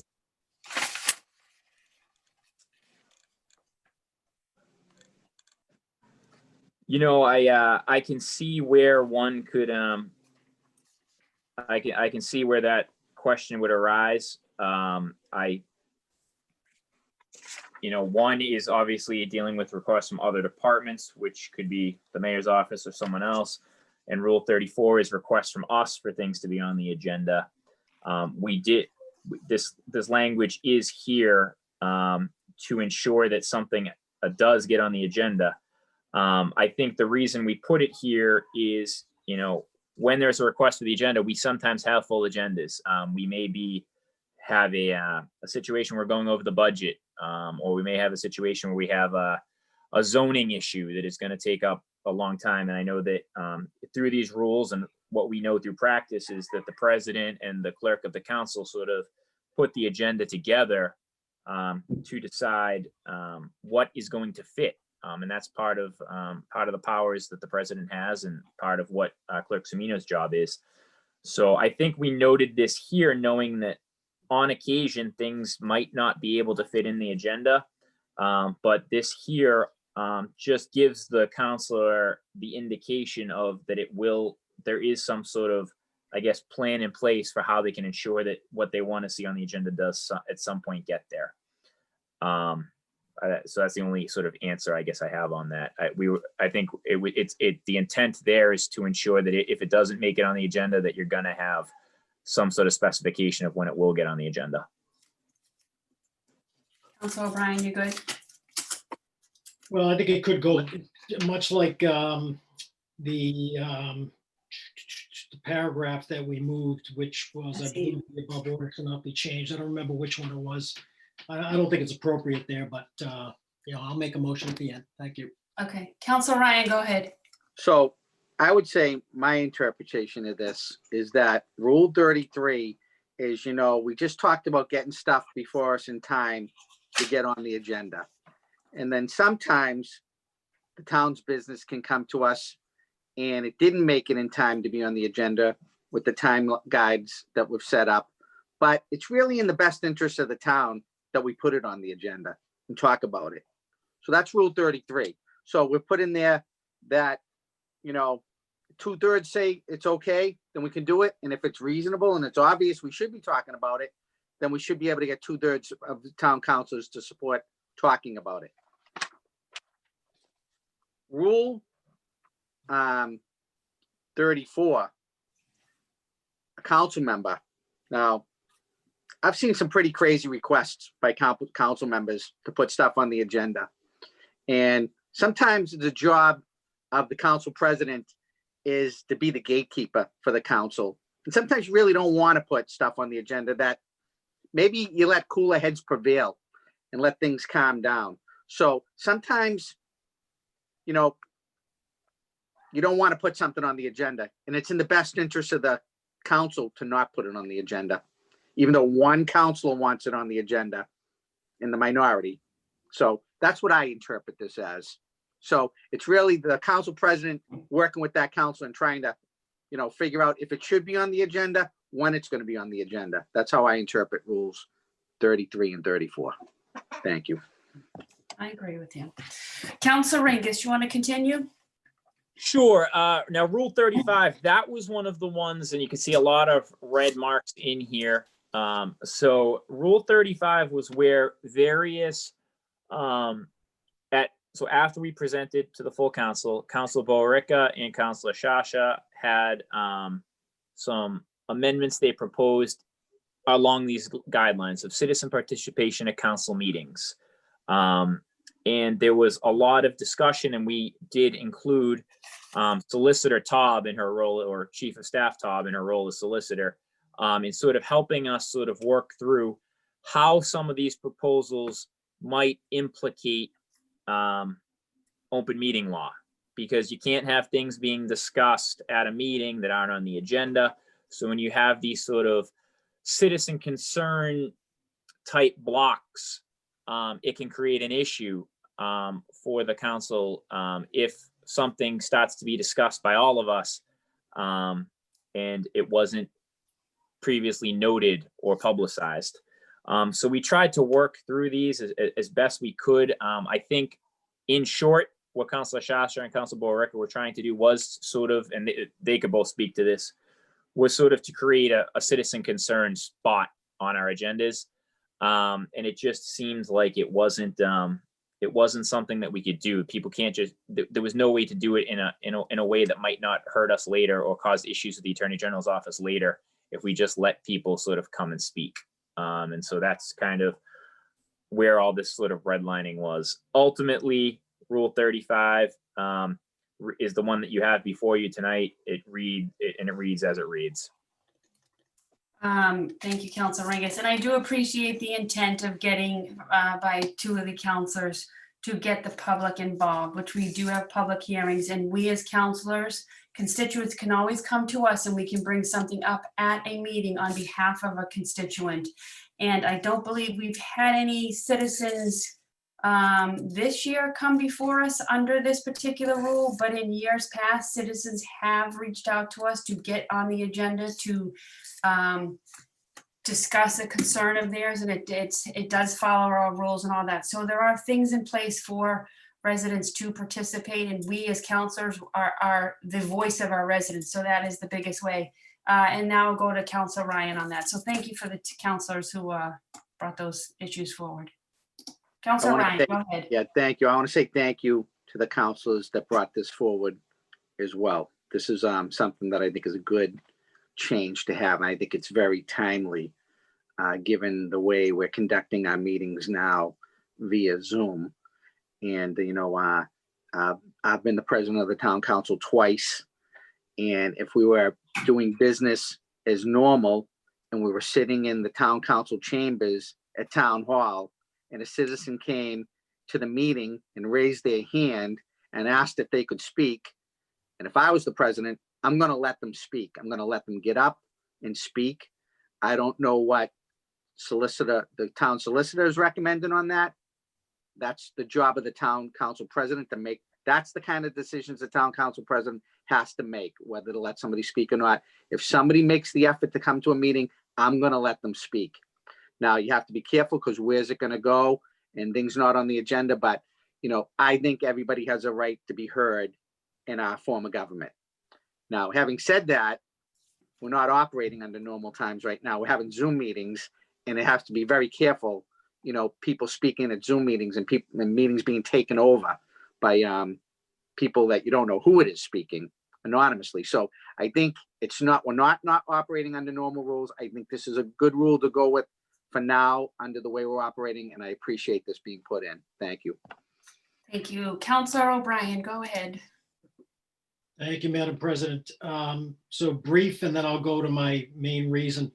Upon hearing a previous speaker, I actually reread my sentence, and I no longer object because what I feel is crucial, because the president is not a gatekeeper, is that it says the president shall specify when it will be placed on the agenda and must be placed within 3 meetings. Thank you.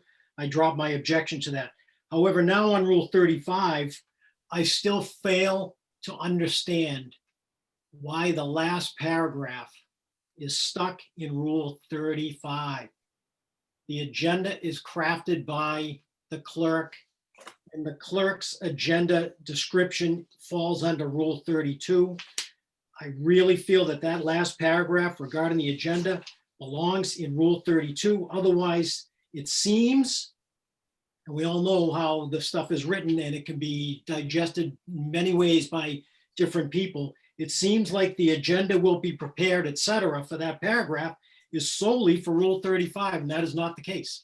Counselor, That paragraph actually has been removed on our current latest update.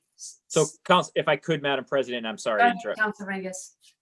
Counselor O'Brien, to your point, you brought this up at the meeting, and so we're looking at sort of the red line that the council is looking at our last O&R meeting. The packet that you have before you today, it's been adjusted. The agenda will be prepared by the clerk of the council. That's currently in Rule 32. Mhm. Thank So you. if you look at Rule 35 and you look at Rule 32.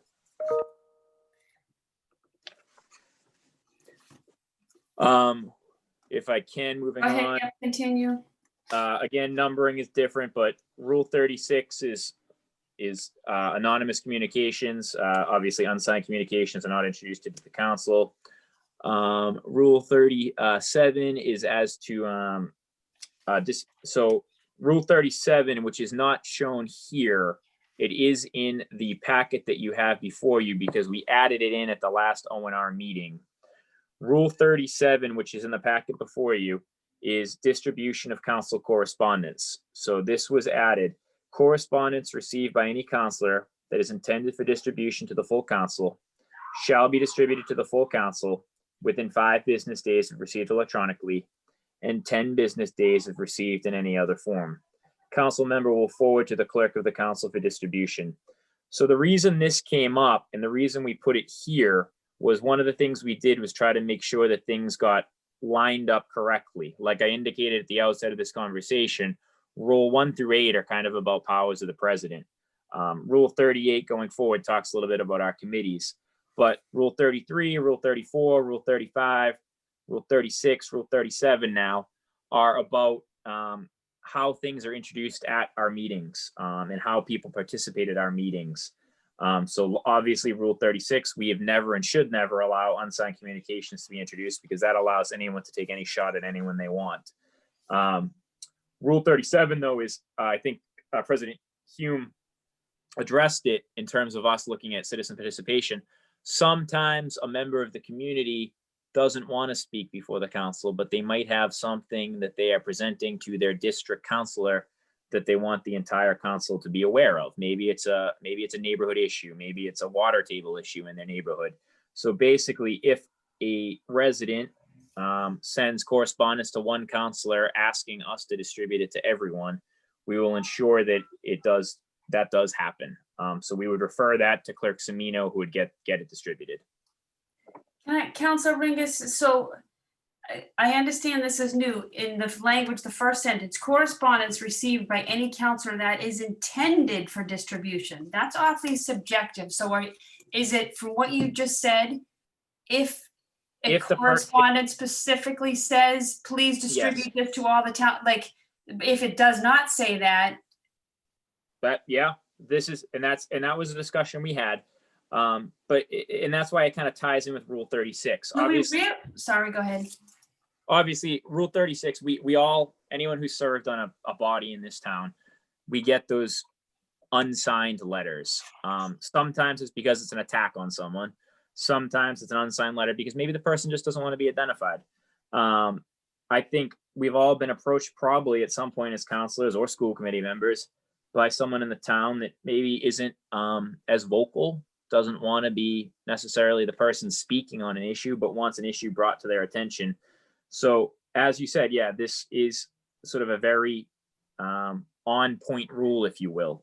If the person indicates they want something distributed to the full council, if for whatever reason doesn't want to do it on their own, maybe they're more comfortable talking to a specific member of the council. If they say that it's intended for the full council, then we forward it to the clerk of the council for distribution to the full council. It would be a very specific thing. Obviously, it covers that one specific sort of situation. Do we really need this rule in here? I mean, if a resident's saying, hey, please distribute this to the council, wouldn't you think all members would do this? Do we have to include, like, I'm just curious to who brought it forward and what the intent really was. Like, I understand, but I don't know that any of us, if we get something and saying, please distribute it to all the councilors, somebody's not going to distribute it. I tend to agree with you. It's sort of a very common sense rule, one would hope. I did not bring this rule forward. I will go along with it as it is common sense. I don't remember who proposed this. Councilor Sasha, I see your hand raised. It Yes. must have been you. Thank you, Madam Go President. Yes, this is me. Yeah, I agree. It should always happen. But like we've said in other instances, part of this is just to remove any ambiguity, that it's not just an expectation. It's not just a common courtesy. It's a requirement that we all need to get those communications from everybody. And yeah, I mean, you could easily take it out and just expect everybody to do it. But I also don't see any harm in keeping it in here and making it a rule. Okay. I appreciate that. I'm good. Thank you. All right, so now Go ahead. because we added Rule 37 at the last O&R meeting, for numbering purposes, refer to your packet, but you can see how the rules here. You see a red line here with standing committees on Ways and Means. If you remember at the last full council meeting, we had some discussion about this. And I think this has been a discussion that's gone on over the years. Ways and Means, it can consist of, the way it's currently exists, can consist of 4 to 5 members. Someone had suggested cutting out the 5. Now, my personal opinion over the years, that even when I wasn't on the council, it always struck me as odd that there could be 5 members of Ways and Means because it constitutes a quorum. But it's always been that way. So I forget who suggested dropping it down to just a set 4. O&R did talk about this. And although we kind of, I believe, not putting words in anyone's mouth, we all kind of agreed it is kind of odd to have a quorum. We didn't feel comfortable changing it. because that would then mean that somebody who's currently sitting on Ways and Means would get dropped. So basically we, through an O&R, decided to keep it as it currently reads, to consist of 4 to 5 members. So that falls to the president to decide whether she's going to do the 4 or the 5. Currently, I believe we have 5 on Ways and Means. So we recommended no change here. I agreed with you, and I wanted to see this change. And Councilor Ryan can correct me if I'm wrong on this, but why in the past it was moved to 5 is because there were 5 councilors who really wanted to serve on Ways and Means. So that rule, if I'm not mistaken, was initially with the new form of government 4 members and was changed to 5. And Councilor Ryan, I don't know if you want to add to that. I think, clarification. Madam Chairman, that Ways and Means was a desirable committee assignment for many people. They wanted to be on it. And I think it was maybe increased to 5 because there was such a demand for it. But I agree with what Councilor Ringa said about the quorum, but I also think we have 5 on now. So maybe we leave it as is. I agree with the recommendation and let the president decide. So I agree with it. Okay, thank you. Yeah. Councilor Rinkus, go ahead. And I think, like we said, it might be something that we look at, the next time the council reorganizes, after in a year or so after the next election. But it's just none of us felt comfortable dropping it to 4 because it would mean somebody was getting dropped. So we decided leave it at the 4 to 5. Unless anyone has any issues. The next sort of Hold on 1 second, sorry. Councilor Flaherty has her hand raised. Go ahead. I just thought I would add on that point that, this was one that I didn't feel super strong about, but I think there's some virtue in having 5. First of all, it creates a tiebreaker. It's an odd number. And second of all, it's not, the vote on Ways and Means is not always unanimous. And it's also not binding. When you make a vote for a recommendation, any counselor is fully free to change their vote. And in fact, I've changed my vote, and I think that Councilor Connors has as well, although she can correct me if I'm wrong. And so to me, it seems like, it's working fine to have 5. And so I thought I would just point out that I think, in my opinion, there's some virtue to having 5 members of the Ways and Means Committee because it is so important. That's all. Thank you. Councilor Ryan, go ahead. I see your point, Councilor Flaherty, but it's perception. And perception is people's reality. That if you have 5 members that already voted on something, it's the majority. So it's just perception. Okay. Councilor Ringus, go ahead. Clerk Semino, if you can start to scroll down. So basically the next few sort of sections those aren't, if you go up a little bit, Clerk Semino, I'm sorry, I'm a little faster, I'm slow. Right there. These just sort of describe what basically what each standing committee does. So that we didn't change anything in there. The next rule is attendance of counselors at public meetings. So this one, you can see some of the red line, the black line cutouts. Solicitor Taub, in her role as town solicitor, also sort of helped out in the legalities of this. There is often times where a counselor or counselors may attend the meeting of another body, whether that be the school committee, whether that be the planning board, whether that be the zoning board of appeals. And again, we want to ensure that we are not implicating open meeting law or creating other violations where it seems like the town council is deliberating at a meeting that was not announced. This is a way for us to sort of protect ourselves and protect our decisions so that we don't open ourselves up to some sort of appeal, fines, or other sanctions. So what we've taken, the black line and the red line, and the final sort of push forward is in your packet that you have in front of you. It reads Rule 39, attendance of councilors at public meetings. Councilors may attend committee meetings or meetings of another board, committee, or commission or like entity of the town. However, when a quorum of councilors is in attendance, they may not deliberate on matters within the town council's jurisdiction. Deliberations includes expressing an opinion on matters within the town council's jurisdiction, even if no other councilor responds. That seemed the best legal way for us to protect ourselves. Obviously, it doesn't stop a counselor from advocating on behalf of a specific resident if you're a district counselor on an issue. But if all of us were, I think a meeting that jumps to mind was about a year and a half ago, a lot of the zoning issues we were facing in town, and sort of the plan to change some of the zones in town. There was a very widely attended meeting. So it just ensures that we're not engaging any deliberation outside the scope of our meetings. Counselor Ryan, go ahead. So the issue I have with this, it says the counselor expressing an opinion. So if I'm at a meeting, maybe it could be about the zoning, and I get up and say my opinion on something, that doesn't mean I'm deliberating with other counselors or breaking the open meeting law. I can get up and express my opinion on something. So I don't understand why we're putting it in our rules that I can't do that. So I'm wondering where this language came from. If I, Yep. Counselor, please go ahead. so I agree with you, Counselor Ryan. This one was a tough one. We had used Solicitor Taub to help us sort of with this, because it was one of the ones that could implicate other laws. So that was an ability of us to sort of reach out to her. And again, any of the other members of ONR or Clerk Semino could, indicate different. But this was language, I believe, that Solicitor Taub helped write, and Solicitor Taub actually proposed this. I agree with you. I don't like this.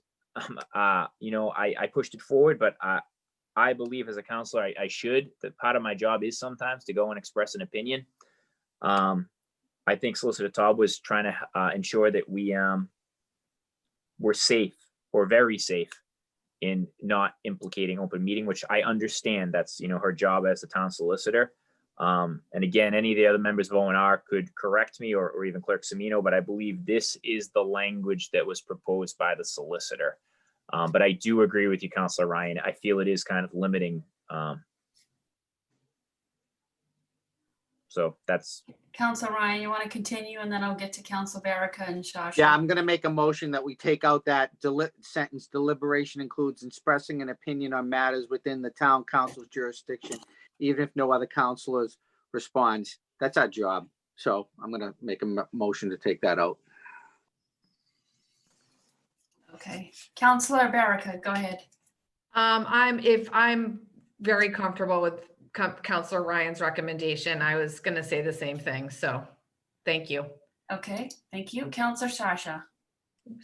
Thank you, Madam President. After reading this through for about the 10th time, I have to say I agree with that as well. That sentence should be stricken. Thank you. Thank you. Counselor Ryan, Ringus, go ahead. Continue, please.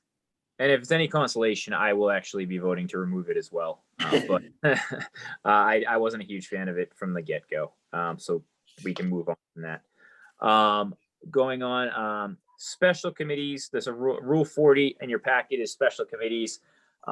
Those are, an example of those, I think, was the opiate special committee that was put together a couple of years ago.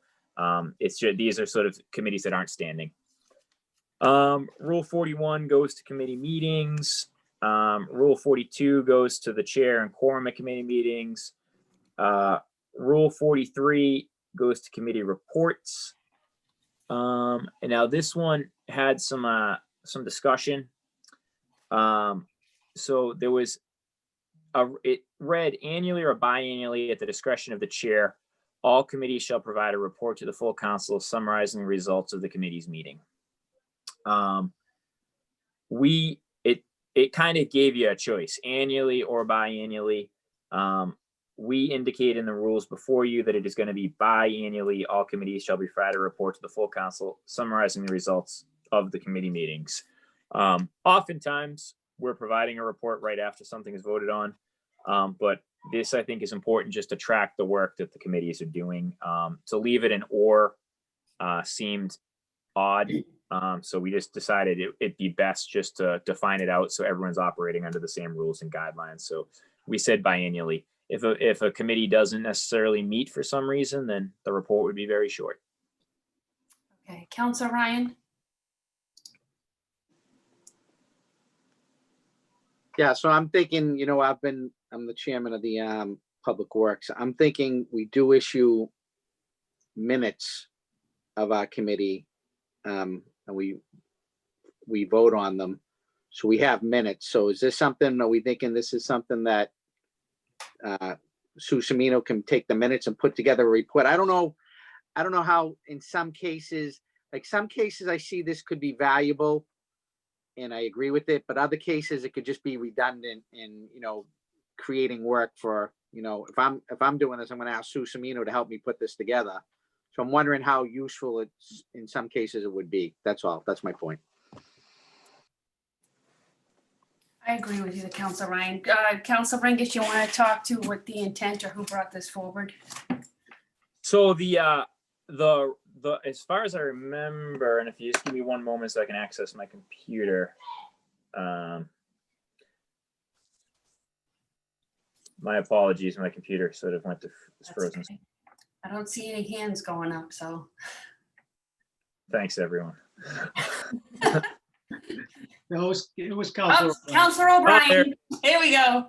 Go ahead, Councilor O'Brien. Councilor O'Brien, I think biannually is too much, but I just felt like some of the committees just don't even meet. And, to the previous speaker's point, the report will be very short. It says it's at the discretion of the chair. So I think the chair can decide what the report looks like, even if it's a blank page, which I naturally wouldn't buy. But to the other previous speakers mentioned, if the meeting minutes suffice, then the meeting minutes suffice. But at least it demonstrates that there's been some action in these committees. Otherwise, we should look at and revisit some of the committees or all the committees, but we're not going to do that in this session. Yeah, I personally would interpret the report minutes to be the report, the committee's meeting, and that's the gist of what's going on in the meeting. Councilor Ryan, go ahead.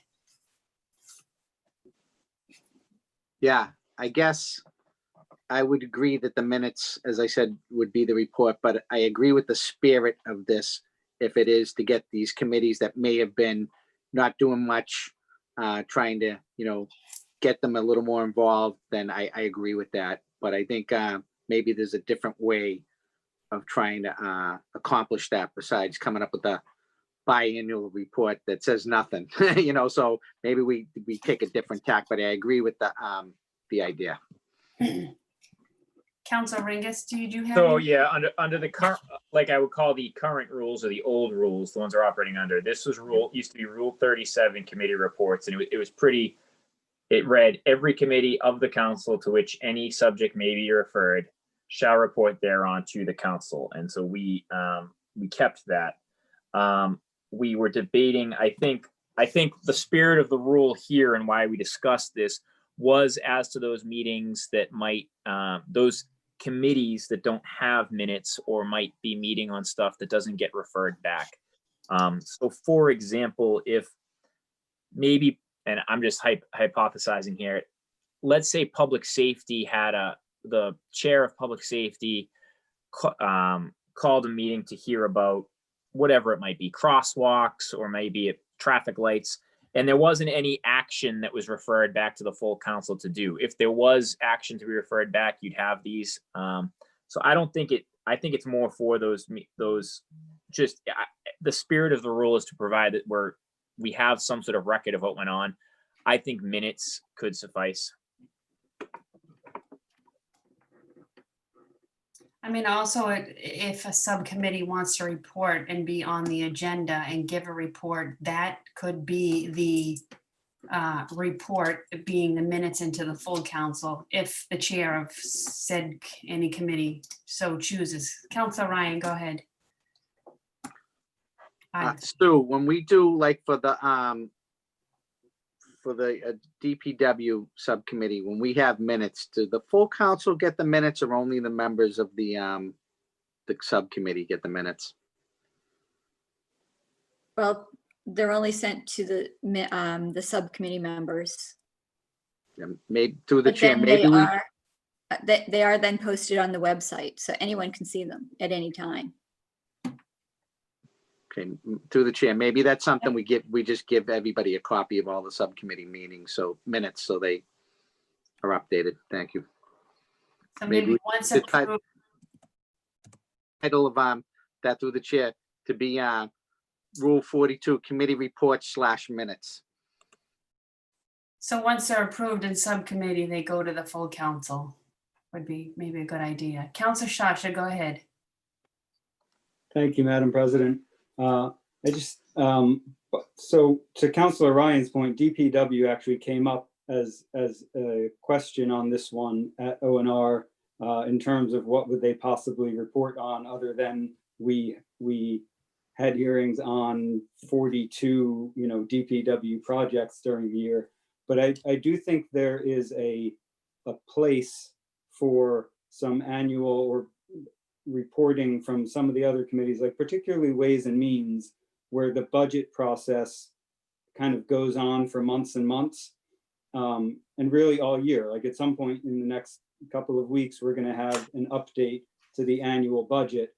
That's the kind of thing that would be great to have in an annual report for residents, so that they don't have to look through 40 meetings worth of minutes that are all small issues referred to the committee, when what they're really looking for is kind of the big picture, longer term project like that.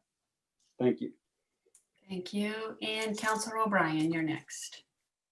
Yeah, after addressing this, or actually putting it forward, and I've been doing my due diligence on a lot of things, like many of the other members here that I've talked about, for example, Robert's Rules. The difficulty I have is that according to the charter, all business which is to come before the council shall first be assigned to a standing committee for study and a report with its recommendations to the full council. So as I read that, I'm wondering now if this isn't even redundant, and certainly there's been some debate here. So I actually, I'm going to digress, because if nothing comes to the council that needs to go to a committee, then, are we supposed to make stuff up? And, I understand that we need to report on things, and certainly there's stuff that needs to go. But if it has to be referred to us to a committee, I struggle with it. I'll just leave it at that, and I'll stand down. Okay. Councilor Ringus, back to you. If there's nothing further on that, we can just kind of move on, I'd assume. Yep. All right. So we go into some other, again, like I said, all of these are rules that are go towards actions by our subcommittees and some of their rule things. There's not any changes really here, except again for numberings. Rule 44 is failure. You can keep going, Clerk Semino. Failure to report, secretary, town. Yeah, if we start, I think town solicitor. So then when you get to what is now Rule 49, it's obviously shows on the screen as Rule 48. We get to some of the rules of the town solicitor, town auditor, and some stuff about department heads.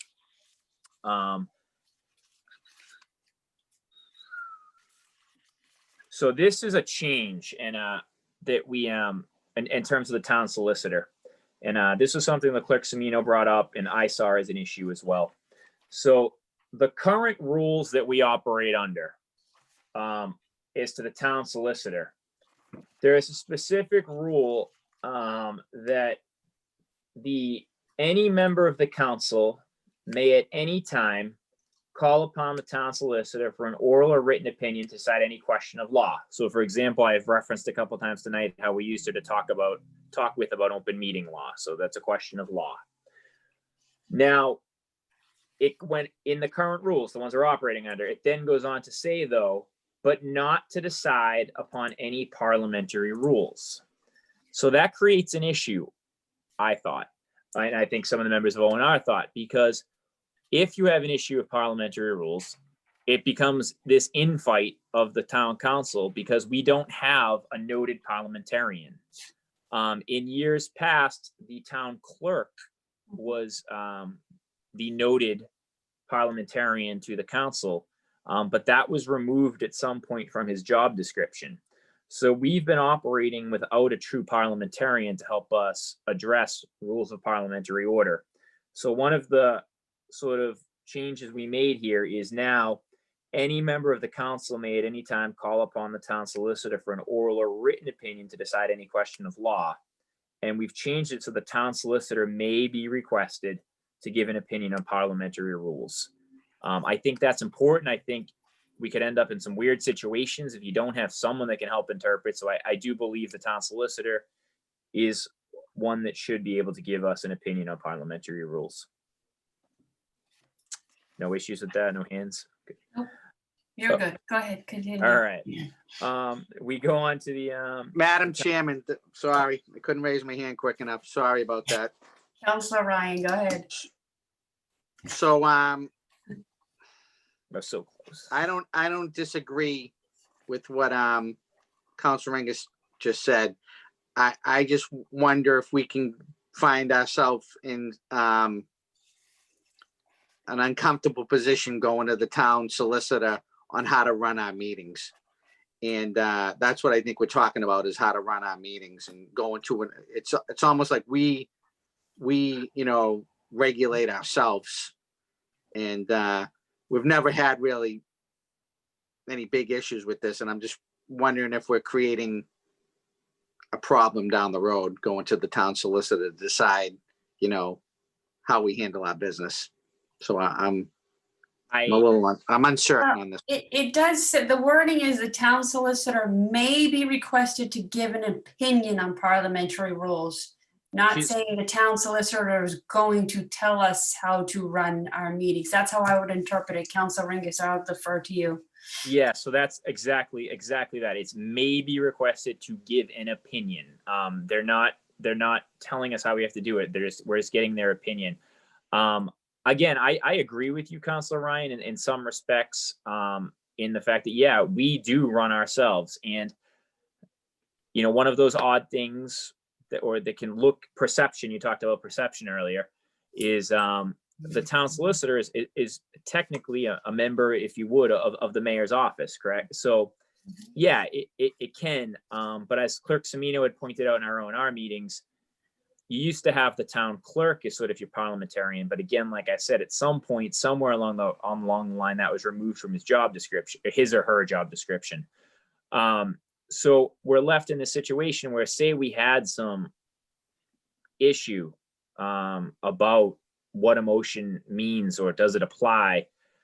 I think it's sometimes, and you have heated heads on both sides of it. It might be nice to have someone that may give us their opinion. It doesn't mean it's not a question of law, so it might not stand. It's just their opinion on how something might apply.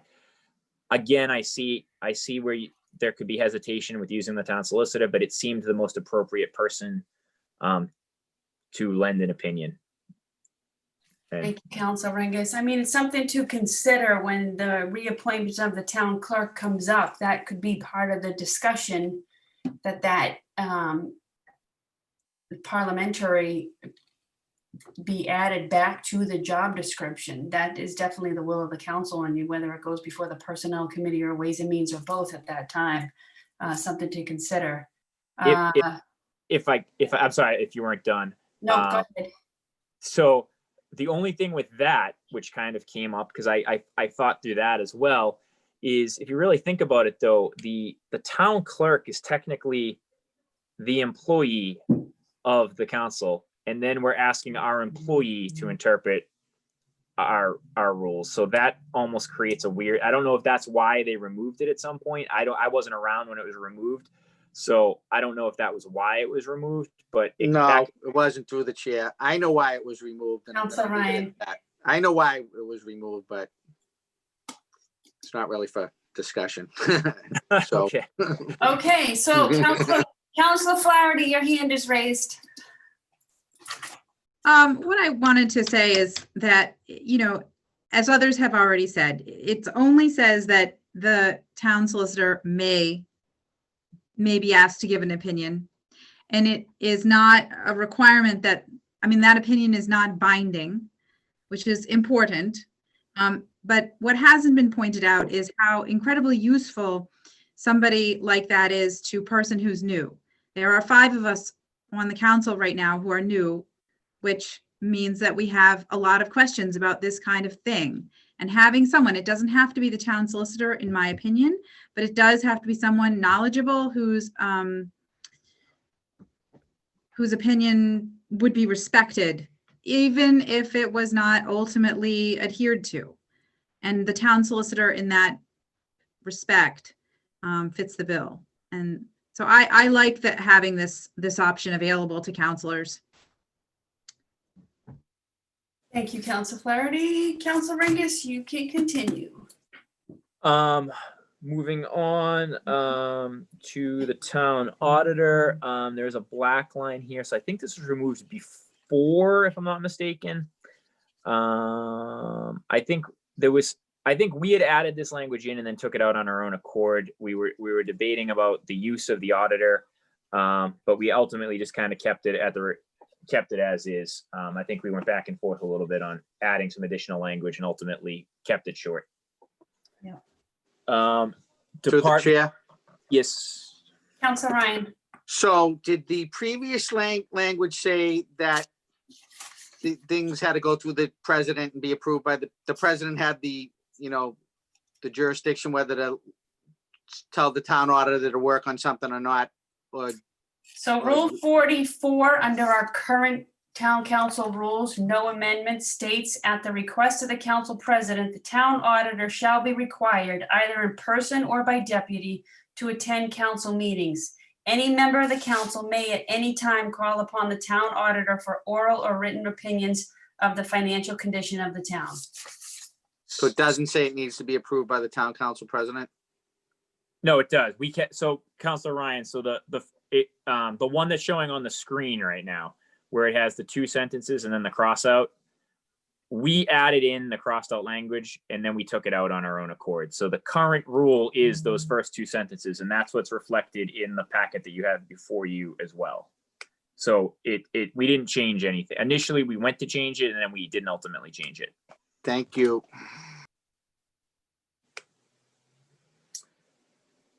Council Rengus, go ahead. The next rule, again, just goes to department heads. The next rule is sort of general language on state or federal cooperation. Next rule is about permission to address the chair. Rule 54 is about councilor Through the chair. So Ryan. So I'm sorry. So rule 51, department heads. So we didn't change any of this, right, Dave? Yeah, as far as I know, and my other computer just died, so I can't verify 100%, but I don't believe there's any change.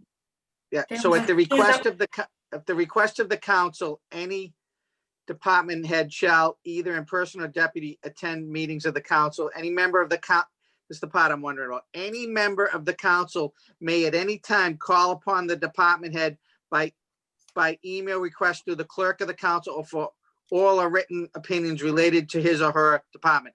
So what this really says is we got to go through the clerk of the council to talk to any department head. I want to make sure that's clear because I think Sue could chime in. We really shouldn't, every council shouldn't be going to the department heads.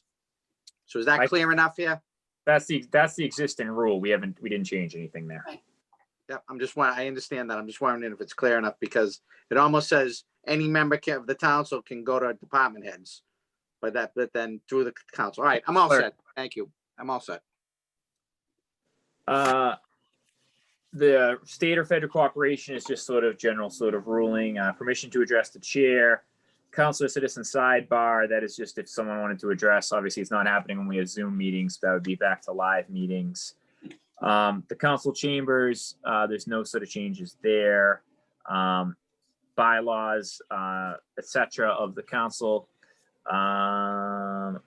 So rule notification committee meetings, publication. There was some talk about publication. And the reason of that was I think some people had noted newspapers aren't really used anymore. The town solicitor again was asked to weigh in. There seems to be some competing decisions from the Attorney General's office as to kind of how this falls. But the town solicitor's advice was that at this point, we have to continue to use newspapers. Other than that, I don't see any other changes. So I believe that everything else is pretty straightforward. Councilor Sciascia, go ahead. Thank you, Madam President. I just wanted to point out that Rule 56 in this draft, we ended up taking out, which was communications from the mayor, just because, you know, like having Director Mcgrath address the council tonight, it was not necessary for her to provide any information before the meeting. The whole point was for it to be timely, up-to-date information. So that rule is completely gone. Thank you, Councilor Sciascia. Madam Chair. Councilor Ryan. So Dave, you're saying there's no other changes, but Rule 64, there was a change to that, right? Rule 6. Yeah, the last Oh, one. I'm sorry. Yes, I'm sorry. Yeah, I jumped over that. Yes, I forgot we're still going. Sorry about that. I missed that page. So this was sort of a big sort of no, not big, but this was a debate. This is in regards to the travel conference reimbursement policy for the Braintree Town Council. This is one I spoke of at the sort of the outset of this discussion.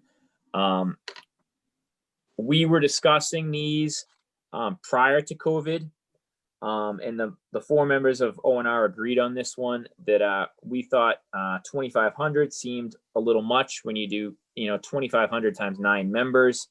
We thought that based on budgetary limitations, that 1,000 would be more appropriate.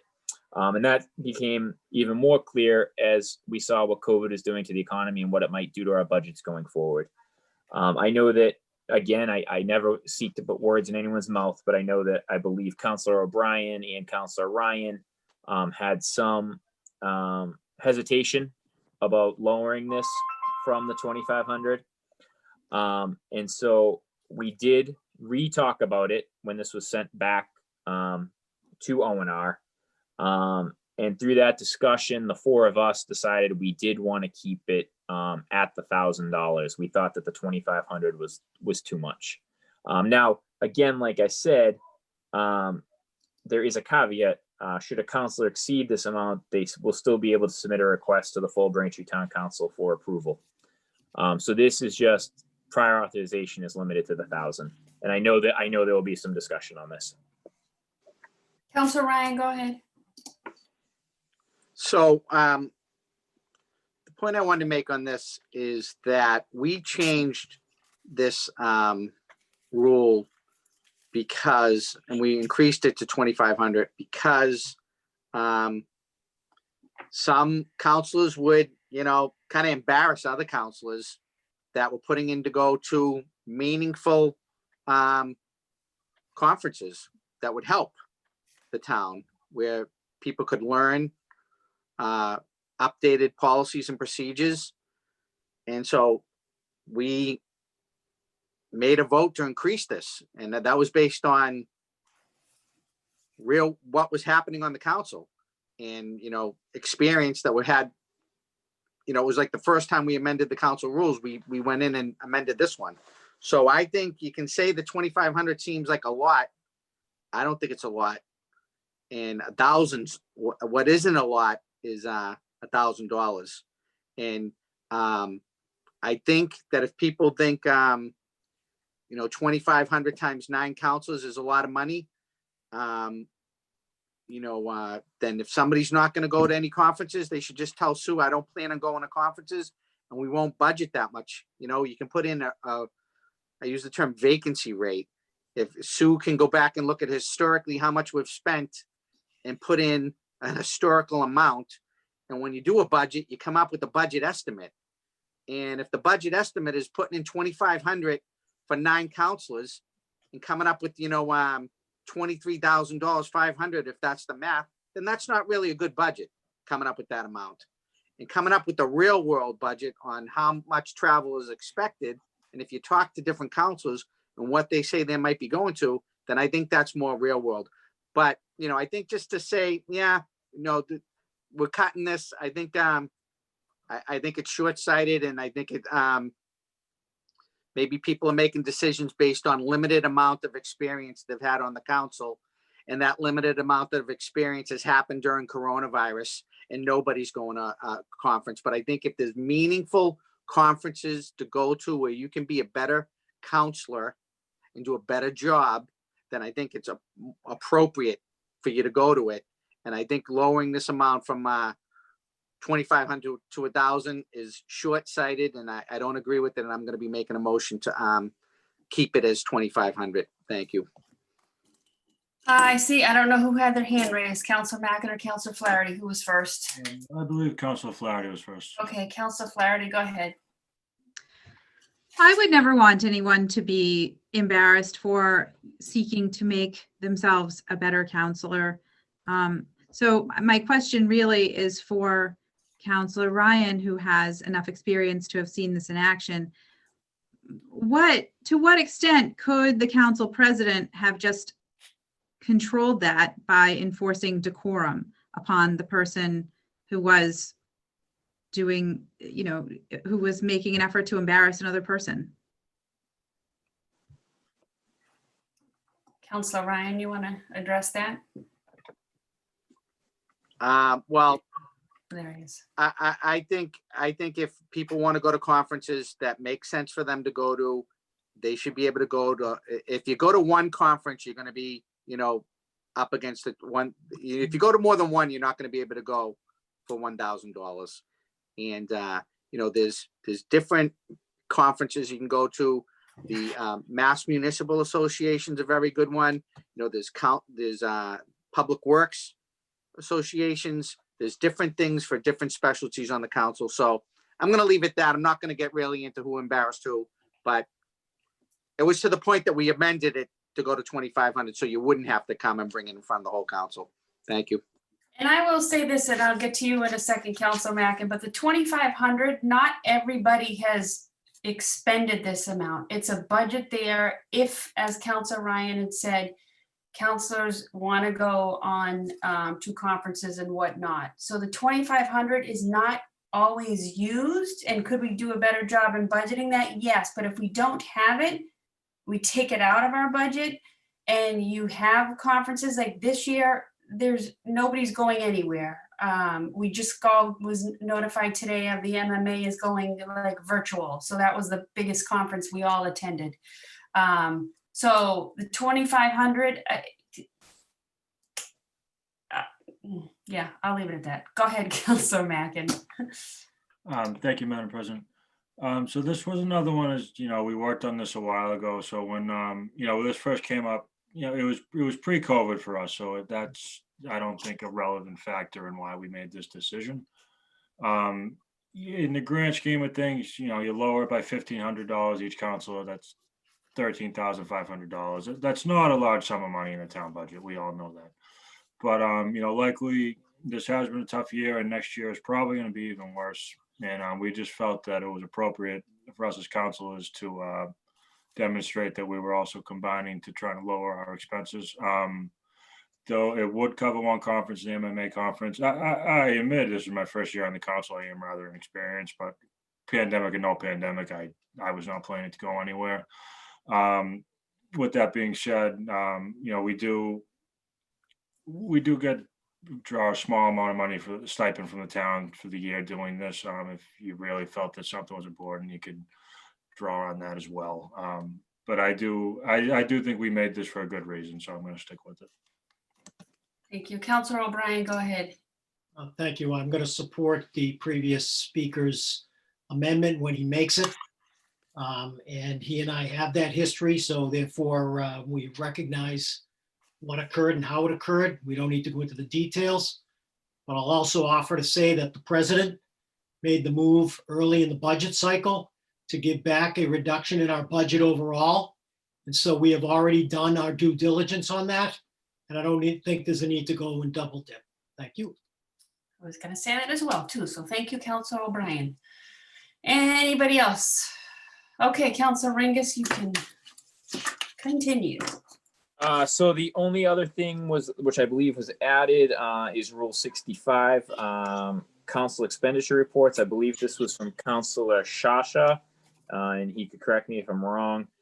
Just a running list of all expenditures of funds for the year by the council will be published to the town website regularly, and the list shall be updated within 30 days of the approval of the expenditure. This is in the interest of transparency so that people can log on to the website and see what is being spent. I believe we included Clerk Semino in this conversation to ensure that we weren't putting any undue burden on her in sort of updating these expenditures to the website, and her answer was that it would not. There was some discussion on how often we would do it, and we updated within 30 days of the approval of the expenditure. I want to just comment on this. I don't have a problem with this, and I think this is a good idea, because those of us who do have campaign committees, campaign accounts, we abide by campaign finance rules and have to submit this documentation anyway for the public, and it is out on the town website. So for those of you who don't have campaign finance accounts and are partaking in using expenditures of the town, that just keeps us all on the same page and having to disclose all of our expenses. So I'll be supporting that. Go ahead, Councilor Ringus. With that said, that would bring us to the end of the document. It is now 65 rules long.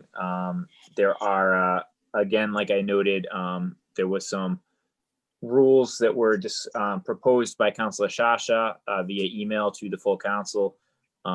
Those are something that we could take up in the future at O&R if a referral was made.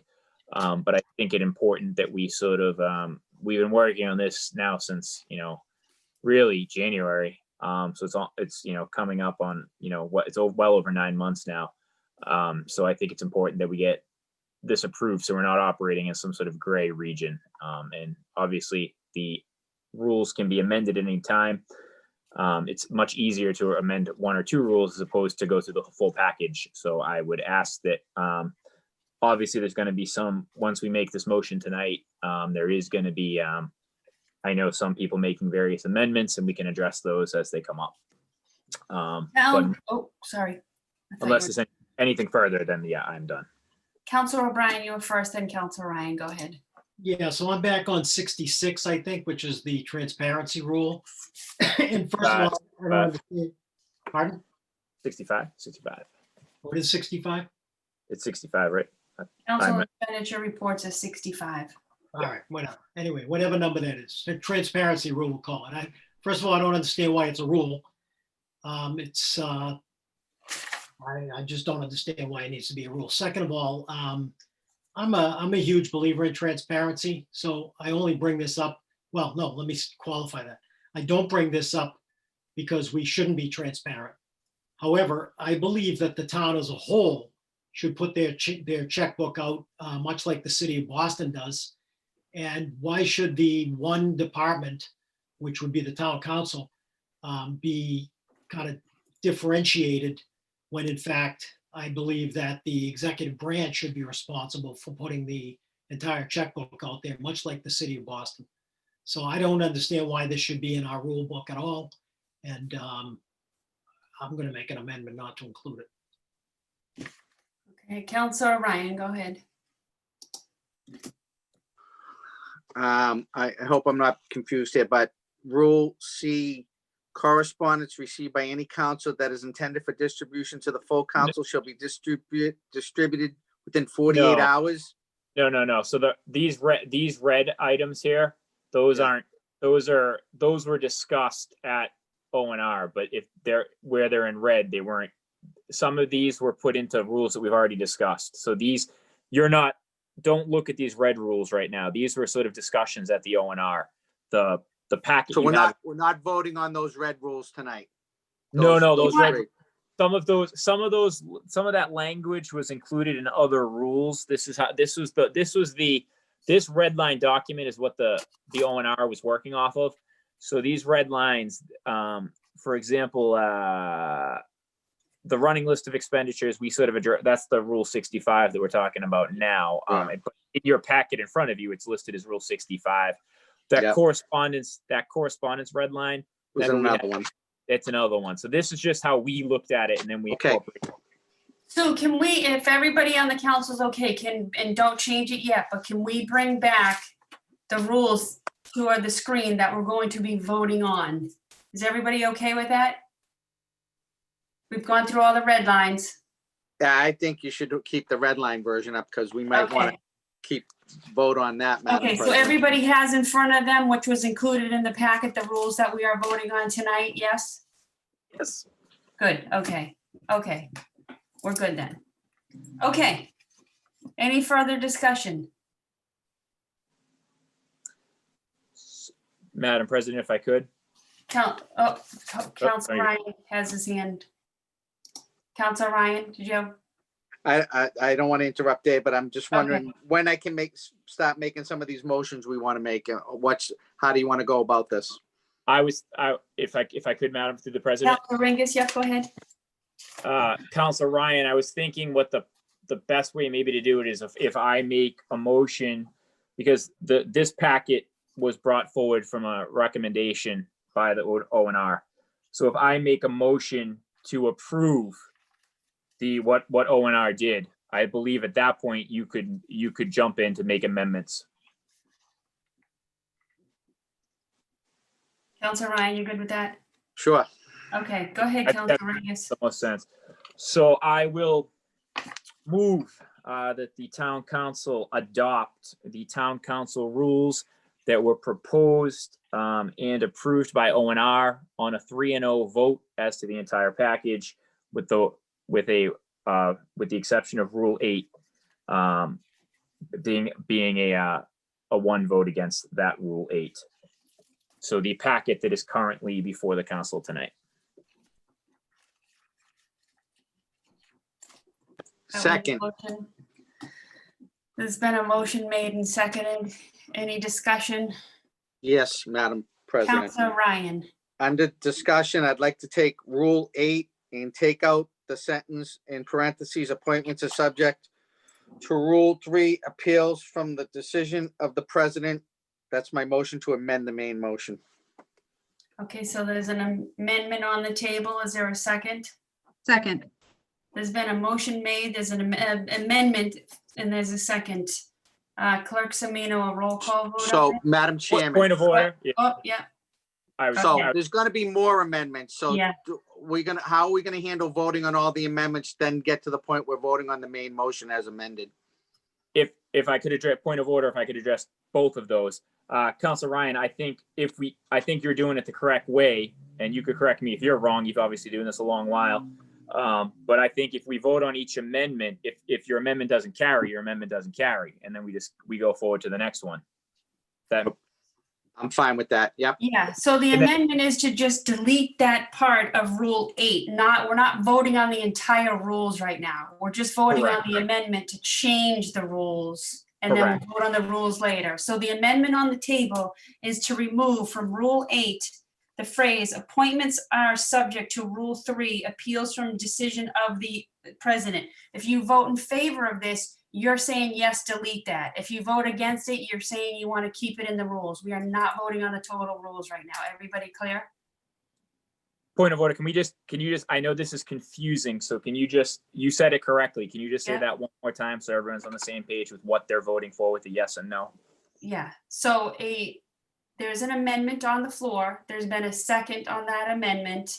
The amendment is to delete from Rule 8, the appointments are subject to Rule 3, appeals from decision of the president. So when Clerk Semino does a roll call vote on this, if you vote in favor as an aye, you're saying yes, remove that last sentence from Rule 8. If you vote no, you're saying keep the rule as is.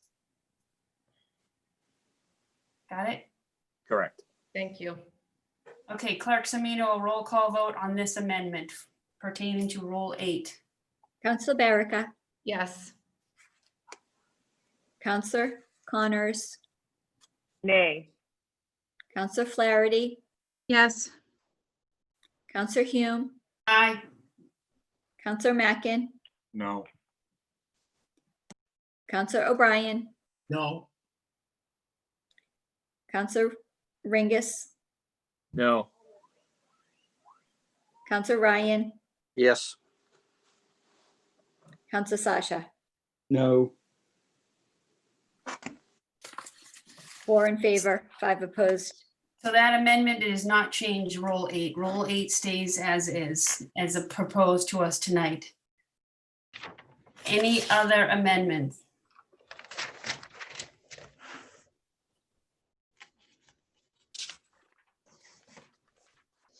Any other amendments to the rules? So we have a motion on the table to accept. I the have an rules. amendment, Madam Chairman. I'm trying to get to it. Rule 39, I think, Charlie. Yep. Try to do them in order.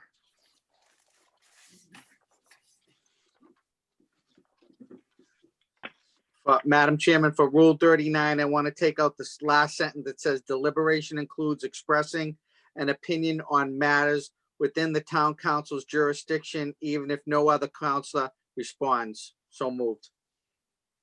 Second. Or whoever.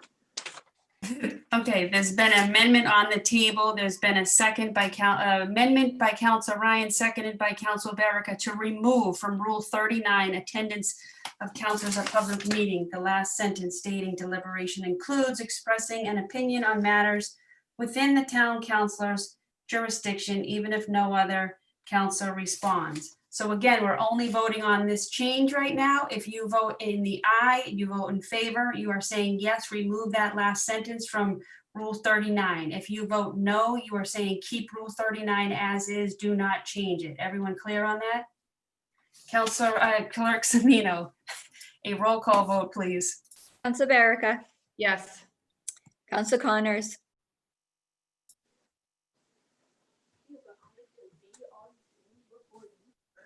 Counselor Connors, You're on mute.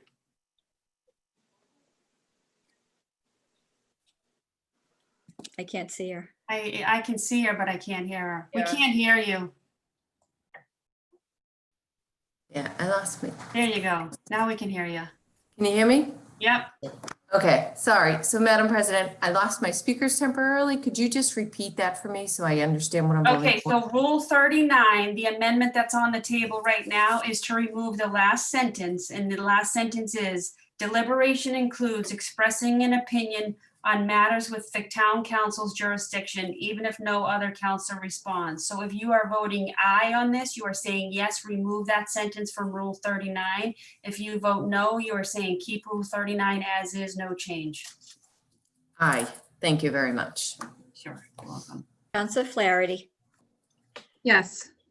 Counselor Hume, Aye. Counselor Mackin, Aye. Counselor O'Brien, Aye. Counselor Ringus, Aye. Counselor Ryan, Aye. Counselor Sasha, Yes. all in favor. Okay, so that one passes. That will be stricken from these rules. So there is an amendment to the main motion that passed. Is there another amendment? Madam President, Councilor Ryan, go ahead. I'd like to, on Rule 64, to keep the amount as 2,500, not 1,000. Second. There's been an amendment to Rule 64, and there's been a second.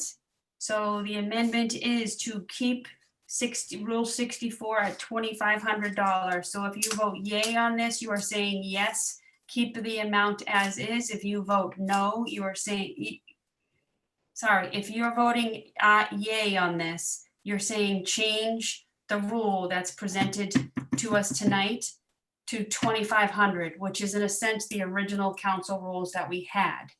If you're voting no, you're saying you want the expenditures at $1,000. Is that clear? I That's did cool. not explain that very well. You got it. So I vote yes, you want it to be moved to 2,500. A no vote, keep it at $1,000. Okay, Clerk Semino, roll call, please. Counselor Berica, Yes. Counselor Connors, Nay. Counselor Flaherty, Yes. Counselor Hume, Aye. Counselor Mackin, No. Counselor O'Brien, Aye. Counselor Ringus, No. Counselor Ryan, Yes. Counselor Sasha, No. 5 in favor, 4 opposed. So that passes. So we have 2 amendments through the rules. Rules 39 and 64 will be amended in the motion. Any other amendments? Madam President. Counselor O'Brien, go ahead. Thank you, Madam President. Motion to strike what looks like Rule 65. The ultimate rule, regardless of number, is council expenditure reports. Yep. Is there a second? So it's not Second. on the screen, but Rule 65 council expenditure reports reads a running list of all expenditures of funds for the year by the council will be published to the town website regularly, and the list shall be updated within 30 days of the approval of the expenditure. So there's an amendment on the table. Is there a second? I'll second that. So for the vote. Okay, so there's a motion and a second. So if you are voting aye on this amendment, you are saying yes, remove Rule 65 from the rules that are before us tonight. If you vote no, you are saying keep Rule 65. Is everybody clear? Clerk Semino, roll call, please. Counselor Barica, No. Counselor Connors, Nay. Counselor Flaherty, No, Counselor Hume,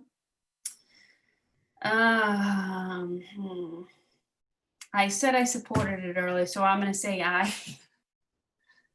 Wait. yes to keep it, sorry. Keep it. Mackin, I'm sorry, Counselor Mackin, That's No. confusing. Yeah, I was gonna say,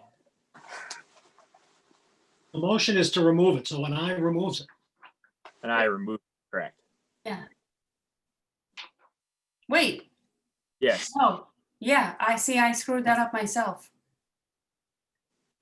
My vote should be nay. so to remove it, you're voting no? Point of order. Sorry. We, I think it got let's do confused. this Yeah, so correct. so the motion by Counselor O'Brien is to remove it. So an aye vote removes it. A no vote keeps it there. An aye vote removes the rule because his motion is to remove the rule. So an aye vote removes the rule. Yeah. Exactly. Could we start the roll call again, Clerk Semino? Let me do that, sure. But the- Counselor Barica, No. Counselor Connors, Nay. Counselor Flaherty, no, Counselor Hume, No, Counselor Mackin, No. Counselor O'Brien, Aye. Counselor Ringus, No. Counselor Ryan, No, Counselor Sasha. No, That's 1 in favor, 8 opposed. so Rule 65 will remain unchanged. Thank you for the clarification on that. I screwed up my own explanation. It's late. All right, any other amendment? Seeing none. So we have a motion on the table. I believe we have a second on the table to approve the town council rules with the 2 amendments to Rule 64 and 65 as voted on with the amendments. Everybody clear on what you're voting on now? No, I just want to clarify point of order. Go ahead. It would be an amendment to Rule 60, an amendment to Rule Sorry, 39 and 64. 39.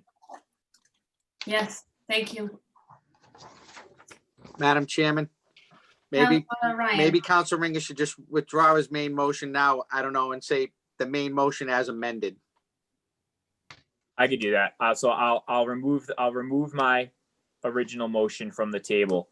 I will remake my motion that I would move the council to approve this full packet with the noted amendments as to Rule 39 and Rule 64. Second, There's been a motion made by Councilor Ringus with the amendments as noted, seconded by Councilor Ryan. Clerk Semino, a roll call vote, please. Counselor Barica, Yes. Counselor Connors, Aye. Counselor Flaherty, yes, Counselor Hume, Aye. Counselor Mackin, Aye. Counselor O'Brien, Counselor Ringus, Aye. Counselor Ryan, aye. Counselor Sasha, yes, 9 in favor. Thank you. And I just want to thank all the members of Ordinance and Rules for all your hard work with this. I think this is one of the most discussed items for us in quite some time. So I know that was no easy task, and with so many new members, I appreciate all of your hard work. With that, we already took up all the old business. So our next meeting will be Tuesday, November 17th at 7:30. I want to thank tonight, Counselor O'Brien. You have your hand raised? Madam President, thank you. Could we possibly send a letter to the mayor asking him to adhere to item 3-6, well, it actually be subchapter 3-6 of the Braintree Charter, communications to the town council within 12 weeks after the start of each fiscal year, the mayor shall submit to the town council and make available for public distribution a complete report on the financial and administrative activities of the town for the preceding fiscal year. There's more to that paragraph, but that really is the gist of what I'm requesting. You can certainly do that through the clerk's office. Our clerk, that is, Clerk Zeno. Okay. All right, next meeting Tuesday, November 17th at 7:30. We have with us tonight Fred Hansen from the Ledger, so thank you so much. And thank you again to Steve Leary, who was always with us in televising these Zoom meetings for us and providing technical assistance to us tonight. So thank you all for that. With that, is there a motion to adjourn? So moved. Second. Been a motion made by Councilor Ringus, seconded by Councilor Ryan. Clerk Selino, roll call vote. It's getting late, I'm sorry. Council Verica, Yes. Council Connors, Aye. Council Flaherty, Yes. Council Hume, Aye. Council Mackin, Aye. Council O'Brien, Aye. Council Ringus, Aye. Council Ryan, Aye. Council Sasha, Yes. all in favor to adjourn. Good night, all. Good night, everybody. Good night. Look like I've been pulling my hair out.